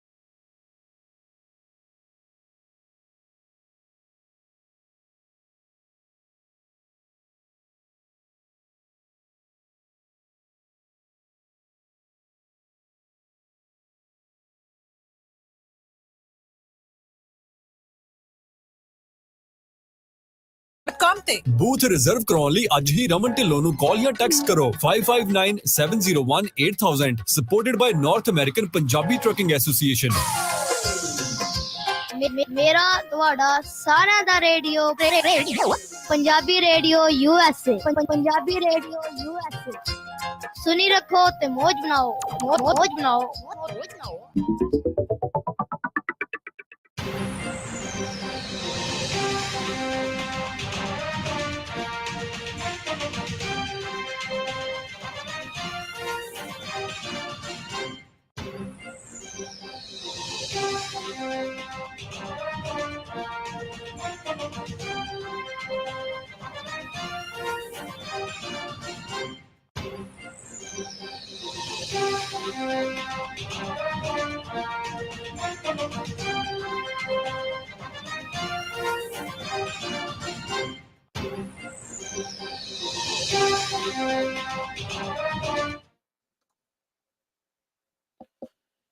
ਪੰਜਾਬੀ ਰੇਡੀਓ ਯੂਐਸਏ ਤੇ ਇੱਕ ਵਾਰ ਫਿਰ ਤੋਂ ਤੁਹਾਡਾ ਸਾਰਿਆਂ ਦਾ ਸਵਾਗਤ ਹੈ। ਤੁਸੀਂ ਸੁਣ ਰਹੇ ਹੋ ਪ੍ਰੋਗਰਾਮ ਖਬਰ ਤੇ ਨਜ਼ਰ। ਪਹਿਲੇ ਹਿੱਸੇ ਦੇ ਵਿੱਚ ਆਪਾਂ ਸਾਂਝ ਪਾਉਣੇ ਆ ਮਿੰਟੂ ਗੁਰਸਰੀਗਾ ਜੀ ਦੇ ਨਾਲ। ਪੰਜਾਬ ਭਰ ਦੀਆਂ ਅਹਿਮ ਖਬਰਾਂ ਦੇ ਨਾਲ ਉਹ ਆਪਾਂ ਨੂੰ ਖਬਰਾਂ ਦੱਸਦੇ ਨੇ ਭਾਰਤ ਦੇ ਵਿੱਚ, ਪੰਜਾਬ ਦੀ ਸਿਆਸਤ ਦੇ ਵਿੱਚ ਕੀ ਕੁਝ ਅਹਿਮ ਵਾਪਰਿਆ। ਹੁਣ ਪ੍ਰੋਗਰਾਮ ਦੇ ਅਗਲੇ ਹਿੱਸੇ ਦੇ ਵਿੱਚ ਵਧਦੇ ਹਾਂ ਆਪਾਂ, ਗੱਲਾਂ ਬਾਤਾਂ ਕਰਦੇ ਹਾਂ ਕਿ ਜੋ ਭਗਵੰਤ ਮਾਨ ਨੇ ਬਿਆਨ ਦਿੱਤਾ ਉਸ ਤੋਂ ਬਾਅਦ ਸ਼੍ਰੋਮਣੀ ਕਮੇਟੀ ਦੇ ਪ੍ਰਧਾਨ ਸਾਹਿਬ ਨੇ ਵੀ ਆਪਣੀ ਪ੍ਰਤੀਕਿਰਿਆ ਦਿੱਤੀ ਹੈ। ਉਹਨਾਂ ਨੇ ਕਿਹਾ ਕਿ ਸਰਕਾਰ ਗੁਰਦੁਆਰਾ ਸਾਹਿਬਾਨਾਂ ਜਾਂ ਸ਼੍ਰੋਮਣੀ ਕਮੇਟੀ ਦੇ ਕੰਮਾਂ ਕਾਰਾਂ ਦੇ ਵਿੱਚ ਦਖਲ ਅੰਦਾਜ਼ੀ ਨਾ ਕਰੇ। ਸੋ ਇਸ ਬਾਬਤ ਤੁਸੀਂ ਕੀ ਰਾਏ ਰੱਖਦੇ ਹੋ? ਤੁਸੀਂ ਆਪਣੇ ਸੁਝਾਅ ਸਾਡੇ ਨਾਲ ਸਾਂਝੇ ਕਰ ਸਕਦੇ ਹੋ। ਸਟੂਡੀਓ ਦਾ ਨੰਬਰ ਹੈ 408-272-5200। ਮਾਫ ਕਰਨਾ, ਪਿਛਲੀ ਬ੍ਰੇਕ ਦੇ ਵਿੱਚ ਅਸੀਂ ਅਨਾਉਂਸ ਨਹੀਂ ਸੀ ਕਰ ਸਕੇ। ਹੁਣ ਇੱਕ ਵਾਰ ਫਿਰ ਤੋਂ ਆਪਾਂ ਸਾਰੇ ਜੁੜੇ ਹਾਂ ਤੇ ਤੁਸੀਂ ਆਪਣੀ ਗੱਲ ਸਟੂਡੀਓ ਦੇ ਵਿੱਚ ਰੱਖ ਸਕਦੇ ਹੋ। ਨੰਬਰ ਹੈ 408-272-5200। ਆਪਾਂ ਸ਼੍ਰੋਮਣੀ ਕਮੇਟੀ ਬਾਬਤ ਜੋ ਸਰਕਾਰ ਦੀ ਟਿੱਪਣੀ ਹੈ, ਭਗਵੰਤ ਮਾਨ ਦੀ ਟਿੱਪਣੀ ਹੈ, ਉਹਨੂੰ ਕਿਸ ਤਰੀਕੇ ਨਾਲ ਲਿਆ ਜਾਵੇ। ਤਿੰਨ ਮੇਨ ਥਿਊਰੀਜ਼ ਆ ਰਹੀਆਂ ਨੇ। ਪਹਿਲੀ ਥਿਊਰੀ ਇਹ ਹੈ ਜਿਹੜੀ ਕਹਿੰਦੀ ਹੈ ਕਿ ਹੁਣ ਤੱਕ ਗੁਰਦੁਆਰਾ ਸਾਹਿਬਾਨ ਜਾਂ ਸ਼੍ਰੋਮਣੀ ਕਮੇਟੀ ਦੇ ਇਹਨਾਂ ਸਾਰੇ ਕੰਮਾਂ ਕਾਰਾਂ ਤੇ ਬਾਦਲ ਪਰਿਵਾਰ ਦਾ ਇੱਕ ਅਧਿਕਾਰ ਰਿਹਾ, ਉਹ ਟੁੱਟਣਾ ਚਾਹੀਦਾ ਹੈ। ਦੂਜੀ ਜਿਹੜੀ ਥਿਊਰੀ ਆ ਉਹ ਕਹਿੰਦੀ ਹੈ ਕਿ ਜੋ ਕੰਮ ਸਰਕਾਰ ਦਾ ਇਹ ਕਦਮ ਆ ਉਹ ਸ਼ਲਾਘਾਯੋਗ ਹੈ ਤੇ ਸਰਕਾਰ ਨੂੰ ਘਰ ਘਰ ਗੁਰਬਾਣੀ ਪਹੁੰਚਾਉਣੀ ਚਾਹੀਦੀ ਹੈ। ਜਿਹੜੀ ਤੀਜੀ ਥਿਊਰੀ ਹੈ ਉਹ ਇਹ ਗੱਲ ਕਹਿੰਦੀ ਹੈ ਵੀ ਜਿਹੜੇ ਠੀਕ ਹੈ ਘਰ ਘਰ ਗੁਰਬਾਣੀ ਤਾਂ ਠੀਕ ਹੈ, ਪਰ ਇਹਦੇ ਜ਼ਰੀਏ ਹੋ ਸਕਦਾ ਹੈ ਸਰਕਾਰ ਨੂੰ ਗੁਰੂ ਘਰਾਂ, ਗੁਰਦੁਆਰਾ ਸਾਹਿਬਾਨਾਂ ਜਾਂ ਸ਼੍ਰੋਮਣੀ ਕਮੇਟੀ ਜਿਹੜੇ ਪ੍ਰਬੰਧ ਆ ਉਹਨਾਂ ਦੇ ਵਿੱਚ ਘੁਸਪੈਠ ਕਰਨ ਦਾ ਮੌਕਾ ਮਿਲ ਜਾਵੇ। ਉਹ ਕਹਿੰਦੇ ਨੇ ਕਿ ਸ਼੍ਰੋਮਣੀ ਕਮੇਟੀ ਨੇ ਜਾਂ ਗੁਰਦੁਆਰਿਆਂ ਦਾ ਜੋ ਪ੍ਰਬੰਧ ਆ ਬਹੁਤ ਔਖ ਦੇ ਨਾਲ ਸੱਤਾਧਾਰੀਆਂ ਤੋਂ ਛੁਡਵਾਇਆ। ਇਹਦੇ ਪਿੱਛੇ ਬੜੀ ਲੰਬੀ ਘਾਲਣਾ ਘਾਲਣੀ ਪਈ ਹੈ। ਇੱਕ ਇਤਿਹਾਸ ਹੈ, 100 ਸਾਲ ਦਾ ਸ਼ਾਨਾ ਮਤਾ ਇਤਿਹਾਸ ਹੈ ਸ਼੍ਰੋਮਣੀ ਗੁਰਦੁਆਰਾ ਪ੍ਰਬੰਧਕ ਕਮੇਟੀ ਦਾ, ਔਰ ਨਾਲ ਹੀ ਉਹਨੂੰ ਆਜ਼ਾਦ ਕਰਵਾਉਣ ਦੇ ਲਈ ਕੀਤੀ ਗਈ ਜਦੋਜਹਿਦ। ਦੱਸੋ, ਇਹ ਤਿੰਨ ਥਿਊਰੀਜ਼ ਨੇ। ਪਹਿਲੀ ਥਿਊਰੀ ਜਿਹੜੀ ਕਿ ਪੈਰਵਾਈ ਕਰਦੀ ਹੈ ਕਿ ਸਰਕਾਰ ਦਾ ਇਹ ਕਦਮ ਸਹੀ ਹੈ। ਦੂਜੀ ਥਿਊਰੀ ਜਿਹੜੀ ਆ ਉਹ ਇਹ ਪੈਰਵਾਈ ਕਰਦੀ ਹੈ ਕਿ ਸ਼੍ਰੋਮਣੀ ਗੁਰਦੁਆਰਾ ਪ੍ਰਬੰਧਕ ਕਮੇਟੀ ਨੂੰ ਇਹ ਸਾਰੇ ਪ੍ਰਬੰਧਨ ਜਿਹੜੇ ਆ ਉਹ ਆਪ ਕਰਨੇ ਚਾਹੀਦੇ ਆ। ਜਿਹੜੀ ਤੀਜੀ ਥਿਊਰੀ ਆ ਉਹ ਕਹਿੰਦੀ ਹੈ ਕਿ ਨਹੀਂ, ਸਰਕਾਰ ਦੀ ਦਖਲਅੰਦਾਜ਼ੀ ਜਿਹੜੀ ਆ ਉਹ ਨਹੀਂ ਹੋਣੀ ਚਾਹੀਦੀ। ਕੁਝ ਅਹਿਮ ਖਬਰਾਂ ਤੇ ਆਪਾਂ ਨਜ਼ਰਸਾਨੀ ਕਰਦੇ ਹਾਂ, ਕੁਝ ਅਹਿਮ ਖਬਰਾਂ ਵੱਲ ਵੱਧਦੇ ਹਾਂ, ਗੱਲਬਾਤ ਕਰਦੇ ਹਾਂ। ਸਾਡੇ ਨਾਲ ਚਮਕੌਰ ਸਿੰਘ ਜੀ ਨੇ, ਉਹ ਸੁਣਦੇ ਆ ਉਹ ਕੀ ਕਹਿਣਾ ਚਾਹੁੰਦੇ ਨੇ। ਹਾਂਜੀ, ਸਤਿ ਸ਼੍ਰੀ ਅਕਾਲ ਵੀਰ ਜੀ। ਸਤਿ ਸ਼੍ਰੀ ਅਕਾਲ ਚਮਕੌਰ ਜੀ, ਤੁਸੀਂ ਇਸ ਵੇਲੇ ਆਉਣੇ ਹੋ ਜੀ। ਹਾਂਜੀ, ਮੈਂ ਤੁਹਾਡੀਆਂ ਖਬਰਾਂ ਸੁਣ ਰਿਹਾ ਸੀ। ਦੇਖੋ, ਜਿਹੜਾ ਸਰਕਾਰ ਦਾ ਬਿਆਨ ਆ ਮੈਂ ਉਹਦਾ ਸਵਾਗਤ ਕਰਦਾ ਜੀ। ਜੀ ਠੀਕ ਹੈ। ਉਹ ਇਸ ਕਰਕੇ ਕਿਉਂਕਿ ਜੋ ਕੁਛ ਵਾਪਰਿਆ ਪਿੱਛੇ PTC ਦੇ ਅਧੀਨ ਜਾਂ ਜੋ ਕੁਛ ਮਿਸ ਪੰਜਾਬਣ ਦੇ ਨਾਂ ਤੇ ਗੁੰਡਾਗਰਦੀ ਕੀਤੀ ਗਈ ਆ ਜਾਂ ਜੋ ਮੋਨੋਪੋਲੀ ਗੁਰਬਾਣੀ ਤੇ ਰੱਖੀ ਗਈ ਆ ਹੁਣ ਤੱਕ ਜੀ, ਉਹ ਖਤਮ ਹੋਣੀ ਚਾਹੀਦੀ ਆ। ਹੁਣ ਸਾਰਿਆਂ ਨੂੰ ਪਤਾ ਸਾਨੂੰ ਕਿ PTC ਚੈਨਲ ਕਿਹਦਾ ਹੈਗਾ ਜੀ। ਇਹ ਹੋਣਾ ਨਹੀਂ ਹੈ ਕਿਉਂਕਿ ਉਸ ਪਰਿਵਾਰ ਦਾ ਕਬਜ਼ਾ, ਔਰ ਧਾਮੀ ਸਾਹਿਬ ਨੇ ਜਿਹੜੇ ਲੱਗੇ ਹੋਏ ਪ੍ਰਧਾਨ ਜੋ ਗੁਲਾਮ ਨੇ ਸ਼੍ਰੋਮਣੀ ਕਮੇਟੀ ਦੇ, ਔਰ ਸ਼੍ਰੋਮਣੀ ਕਮੇਟੀ ਇੱਕ ਪਰਿਵਾਰ ਦੇ ਅਧੀਨ ਆ ਜੀ। ਸੋ ਉਹਨਾਂ ਨੇ ਲਾਇਆ, ਉਹਨੇ ਤਾਂ ਬਿਆਨ ਦੇਣੇ ਆ, ਪਰ ਮੈਂ ਇਸ ਚੀਜ਼ ਦੀ ਪੁਰਜ਼ੋਰ ਅਪੀਲ ਕਰਦਾ ਸੰਗਤ ਨੂੰ ਕਿ ਸੰਗਤ ਇਸ ਪਾਸੇ ਅੱਗੇ ਆਵੇ ਤਾਂ ਕਿ ਲੋਕਾਂ ਨੂੰ ਫ੍ਰੀ ਗੁਰਬਾਣੀ ਮਿਲ ਸਕੇ। ਅੱਜ ਸਾਨੂੰ ਗੁਰਬਾਣੀ ਸੁਣਨ ਵਾਸਤੇ PTC ਚੈਨਲ ਲੈਣਾ ਪੈਂਦਾ ਜੀ, ਤੇ ਜੇ ਸਰਕਾਰ ਮਦਦ ਕਰਦੀ ਆ ਤੇ ਉਹ ਆਮ ਚੈਨਲ ਚੱਲੇ, ਜਿਸ ਤਰ੍ਹਾਂ ਆਪਣੇ TV ਚੱਲਦੇ ਨੇ, ਟੈਲੀਵਿਜ਼ਨ ਚੱਲਦੇ ਨੇ, ਤੇ ਹਰ ਇੱਕ ਬੰਦਾ ਲਾਹਾ ਵੱਧ ਵੱਧ ਲੈ ਸਕਦਾ, ਨਾਲ ਲੋਕਾਂ ਦੇ ਪੈਸੇ ਬਚਣਗੇ ਜੀ। ਅੱਜ ਸ਼੍ਰੋਮਣੀ ਕਮੇਟੀ ਦਾ ਜੋ ਸਿਸਟਮ ਜਾਂ ਜੋ ਚੱਲ ਰਿਹਾ, ਦੇਖੋ ਇਟਸ ਨੋ ਡਾਊਟ ਬੜੀਆਂ ਮੁਸ਼ਕਲਾਂ, ਬੜੀਆਂ ਕੁਰਬਾਨੀਆਂ ਨਾਲ ਇਹ ਕਮੇਟੀ ਹੋਂਦ ਵਿੱਚ ਆਈ ਸੀ ਜੀ। ਪਰ ਜੋ ਅੱਜ ਸਿੱਖ ਪਰੰਪਰਾਵਾਂ ਜਾਂ ਸਿੱਖ ਸੱਭਿਆਚਾਰ ਜਾਂ ਸਿੱਖ ਸਿਧਾਂਤਾਂ ਦਾ ਮਲੀਆ ਮਿਟ ਕੀਤਾ ਜਾ ਰਿਹਾ, ਜੀ, ਉਹ ਕਿਸੇ ਤੋਂ ਲੁਕਿਆ ਛਿਪਿਆ ਨਹੀਂ ਹੈ। ਠੀਕ ਹੈ ਚਮਕੌਰ ਸਿੰਘ ਜੀ। ਸਾਡੀਆਂ ਹਾਂਜੀ, ਇਹ ਕੁਛ ਘੰਟੇ 'ਚ ਸਾਡੀਆਂ ਅੱਖਾਂ ਮੀਚੀਆਂ ਹੁਣ ਤਾਂ ਅਸੀਂ ਕਹਿ ਨਹੀਂ ਸਕਦੇ। ਜੀ ਸੋ ਵੀਰ ਜੀ, ਮੈਂ ਇਹਦਾ ਸਵਾਗਤ ਕਰਦਾ। ਠੀਕ ਹੈ ਜੀ। ਸਾਨੂੰ ਇਹ ਮਦਦ ਲੈ ਕੇ ਗੁਰਬਾਣੀ ਆਮ ਘਰਾਂ ਤੱਕ ਪਹੁੰਚਾਉਣੀ ਚਾਹੀਦੀ ਹੈ। ਧੰਨਵਾਦ ਵੀਰ ਜੀ, ਸਤਿ ਸ਼੍ਰੀ ਅਕਾਲ। ਜੀ ਬਿਲਕੁਲ, ਅਸੀਂ 3 ਥਿਊਰੀਆਂ ਦਾ ਹੀ ਜ਼ਿਕਰ ਕੀਤਾ, ਜਿਹੜੀਆਂ ਥਿਊਰੀਜ਼ ਆ ਰਹੀਆਂ ਨੇ ਕਿ ਆਹ ਲੋਕ ਇਸ ਤਰ੍ਹਾਂ ਸਰਕਾਰ ਦੇ ਇਸ ਕਦਮ ਦੀ ਸ਼ਲਾਘਾ ਕਰ ਰਹੇ ਨੇ। ਸਰਕਾਰ ਇਹ ਨਹੀਂ ਗਾ ਕਿ ਸ਼ਲਾਘਾ ਕਰ ਰਹੇ ਨੇ, ਉਹਨੂੰ ਵੱਖ-ਵੱਖ ਪਹਿਲੂਆਂ ਤੋਂ, ਵੱਖ-ਵੱਖ ਐਂਗਲਾਂ ਤੋਂ ਪਰਖਿਆ ਪੜਚੋਲਿਆ ਵੀ ਜਾ ਰਿਹਾ ਹੈ ਕਿ ਕੀ ਇਹਦੇ ਨਾਲ ਭਵਿੱਖੀ ਨਤੀਜੇ ਕੀ ਹੋ ਸਕਦੇ ਆ, ਸਿੱਟੇ ਕੀ ਹੋ ਸਕਦੇ ਆ। ਕਿਉਂਕਿ ਸ਼੍ਰੋਮਣੀ ਗੁਰਦੁਆਰਾ ਪ੍ਰਬੰਧਕ ਕਮੇਟੀ ਦਾ ਇੱਕ ਇਤਿਹਾਸ, ਜਿਵੇਂ ਅਸੀਂ ਪਹਿਲਾਂ ਵੀ ਜ਼ਿਕਰ ਕੀਤਾ, ਹੁਣ ਵੀ ਕੀਤਾ, ਗੁਰਦੁਆਰਾ ਸਾਹਿਬਾਨ ਦਾ ਜਿਹੜਾ ਪ੍ਰਬੰਧ ਆ, ਉਹ ਇਸ ਤਰ੍ਹਾਂ ਸੱਤਾਧਾਰੀਆਂ ਦੇ ਹੱਥਾਂ ਦੇ ਵਿੱਚ, ਉਹ ਹੱਥਾਂ ਤੋਂ ਆਜ਼ਾਦ ਕਰਵਾਉਣ ਦੇ ਲਈ ਬਹੁਤ ਵੱਡੀ ਜੱਦੋ-ਜਹਿਦ ਹੈ। ਇੱਕ ਬਹੁਤ ਵੱਡਾ ਸ਼ਾਨਾ ਮਾਤਾ ਇਤਿਹਾਸ ਆ ਸਾਡਾ। ਸੋ ਪ੍ਰੋਗਰਾਮ ਹੁਣ ਵੱਧ ਰਿਹਾ ਜੀ ਸਮਾਪਤੀ ਵੱਲ। ਹੋਰ ਜਿਹੜੀਆਂ ਕਾਲਸ ਨੇ ਉਹ ਨਹੀਂ ਲੈ ਸਕਾਂਗੇ, ਪਰ ਕੋਸ਼ਿਸ਼ ਕਰਾਂਗੇ ਕਿ ਇਸ ਮਸਲੇ ਦੇ ਬਾਬਤ ਤੁਹਾਡੇ ਸਾਰਿਆਂ ਦੇ ਸੁਝਾਅ ਹੋਰ ਵੀ ਲਏ ਜਾਣ। ਅਗਲਾ ਜਿਹੜਾ ਪ੍ਰੋਗਰਾਮ ਆ ਉਹ ਲੈ ਕੇ ਆਉਣਗੇ ਸਾਡੇ ਹਰਜੋਤ ਸਿੰਘ ਖਾਲਸਾ ਜੀ ਤੇ ਰਾਜਕਰਮਵੀਰ ਸਿੰਘ ਜੀ। ਪ੍ਰੋਗਰਾਮ ਹੋਏਗਾ ਅਪਡੇਟ ਅਮਰੀਕਾ। ਸੋ ਜਾਂਦੇ ਸਾਡੇ ਸਪਾਂਸਰਸ ਦੇ ਇੱਕ ਨਜ਼ਰ ਆਪਾਂ ਫਿਰ ਤੋਂ ਮਾਰਦੇ ਚੱਲਦੇ ਹਾਂ ਜੀ, ਤੇ ਇਸ ਦੇ ਨਾਲ ਹੀ ਸਾਡਾ ਜਿਹੜਾ ਪ੍ਰੋਗਰਾਮ ਆ ਉਹ ਸਮਾਪਤ ਹੋ ਜਾਏਗਾ। ਖਾਲਸਾ ਇੰਸ਼ੋਰੈਂਸ ਏਜੰਸੀ ਵਾਲੇ ਸਾਡੇ ਇਸ ਪ੍ਰੋਗਰਾਮ ਦੇ ਸਪਾਂਸਰ ਨੇ, ਜਿਨ੍ਹਾਂ ਦੇ ਨਾਲ ਤੁਸੀਂ ਕਿਸੇ ਵੀ ਤਰ੍ਹਾਂ ਦੀ ਜੇਕਰ ਇੰਸ਼ੋਰੈਂਸ ਲੈਣੀ ਹੈ ਤਾਂ ਤੁਸੀਂ ਸੰਪਰਕ ਕਰ ਸਕਦੇ ਹੋ। 408 272 2500 ਉਹਨਾਂ ਦਾ ਨੰਬਰ ਹੈ। ਟਰਕੀਆਨਾ ਇਮੀਗ੍ਰੇਸ਼ਨ ਲਾਅ ਫਰਮ ਵਾਲੇ ਜੇ ਟਰਕੀਆਨਾ, ਕਿਸੇ ਵੀ ਤਰ੍ਹਾਂ ਦੀ ਜੇਕਰ ਤੁਸੀਂ ਇਮੀਗ੍ਰੇਸ਼ਨ ਸੰਬੰਧੀ ਕੋਈ ਤੁਹਾਡੀ ਇਨਕੁਆਇਰੀ ਹੈ, ਸਵਾਲ ਹੈ, ਤਾਂ ਤੁਸੀਂ ਉਹਨਾਂ ਦੇ ਨਾਲ ਸੰਪਰਕ ਕਰ ਸਕਦੇ ਹੋ। 415 909 0503 ਉਹਨਾਂ ਦਾ ਨੰਬਰ ਹੈ। ਯੂਬਾ ਸਿਟੀ ਤੋਂ ਕ੍ਰਿਸ਼ਨ ਧਨੋਟਾ ਜੀ, ਵੁੱਡਲੈਂਡ ਤੋਂ ਬਲਜਿੰਦਰ ਸਿੰਘ ਨਿੱਜਰ ਜੀ, ਵਾਕਾਵਾਈਲ ਤੋਂ ਪਰਮਜੀਤ ਕੌਰ ਰੰਗੀ ਜੀ, ਰੈਂਟਨ ਤੋਂ ਹਰਨੇਕ ਸਿੰਘ ਪਾਬਲਾ, ਇੰਡੀਅਨ ਕਜ਼ੀਨ ਵਾਲੇ, ਮੋਡੈਸਟੋ ਤੋਂ ਗੁਰਮੀਤ ਸਿੰਘ ਧਿਆਨ ਕੌਰ ਸਮਰਾ, ਜੱਸੀਗਲ ਪਲੰਬਿੰਗ ਵਾਲੇ, ਵਿਕਰਸਫੀਲਡ ਵਾਲੇ, ਤੇ GN lube truck wash oil change ਵਾਲੇ। ਨਵੇਂ ਪੁਰਾਣੇ ਟਾਇਰਾਂ ਦਾ ਜੇਕਰ ਤੁਸੀਂ ਐਕਸਚੇਂਜ ਕਰਨੀ ਹੈ, ਬਦਲਨੇ ਆ, ਤਾਂ ਤੁਸੀਂ ਨਿਮਾ ਸੋਤਾ ਦੇ ਨਾਲ ਸੰਪਰਕ ਕਰ ਸਕਦੇ ਹੋ। 209 277 0113। ਵੈਸਟ ਕੋਸਟ ਟਰੱਕ ਸਕੂਲ ਵਾਲੇ ਅਜੀਤ ਅਟਵਾਲ ਜੀ ਸਾਡੇ ਇਸ ਪ੍ਰੋਗਰਾਮ ਦੇ ਸਪਾਂਸਰ ਨੇ, ਉਹਨਾਂ ਦੇ ਨਾਲ ਤੁਸੀਂ ਸੰਪਰਕ ਕਰ ਸਕਦੇ ਹੋ। ਨੰਬਰ ਉਹਨਾਂ ਦਾ 559 374 4541। ਸੋ ਇੱਥੇ ਦਿਓ ਇਜਾਜ਼ਤ। ਅਗਲੀ ਪੇਸ਼ਕਸ਼ ਦੇ ਵਿੱਚ ਜਲਦ ਹੋਣਗੇ ਹਾਜ਼ਰ ਹਰਜੋਤ ਸਿੰਘ ਖਾਲਸਾ ਜੀ, ਤੇ ਉਹਨਾਂ ਦੇ ਨਾਲ ਹੋਣਗੇ ਰਾਜਕਰਮਵੀਰ। ਪ੍ਰੋਗਰਾਮ ਹੋਏਗਾ ਅਪਡੇਟ ਅਮਰੀਕਾ। ਧੰਨਵਾਦ ਤੁਹਾਡਾ ਸਾਰਿਆਂ ਦਾ।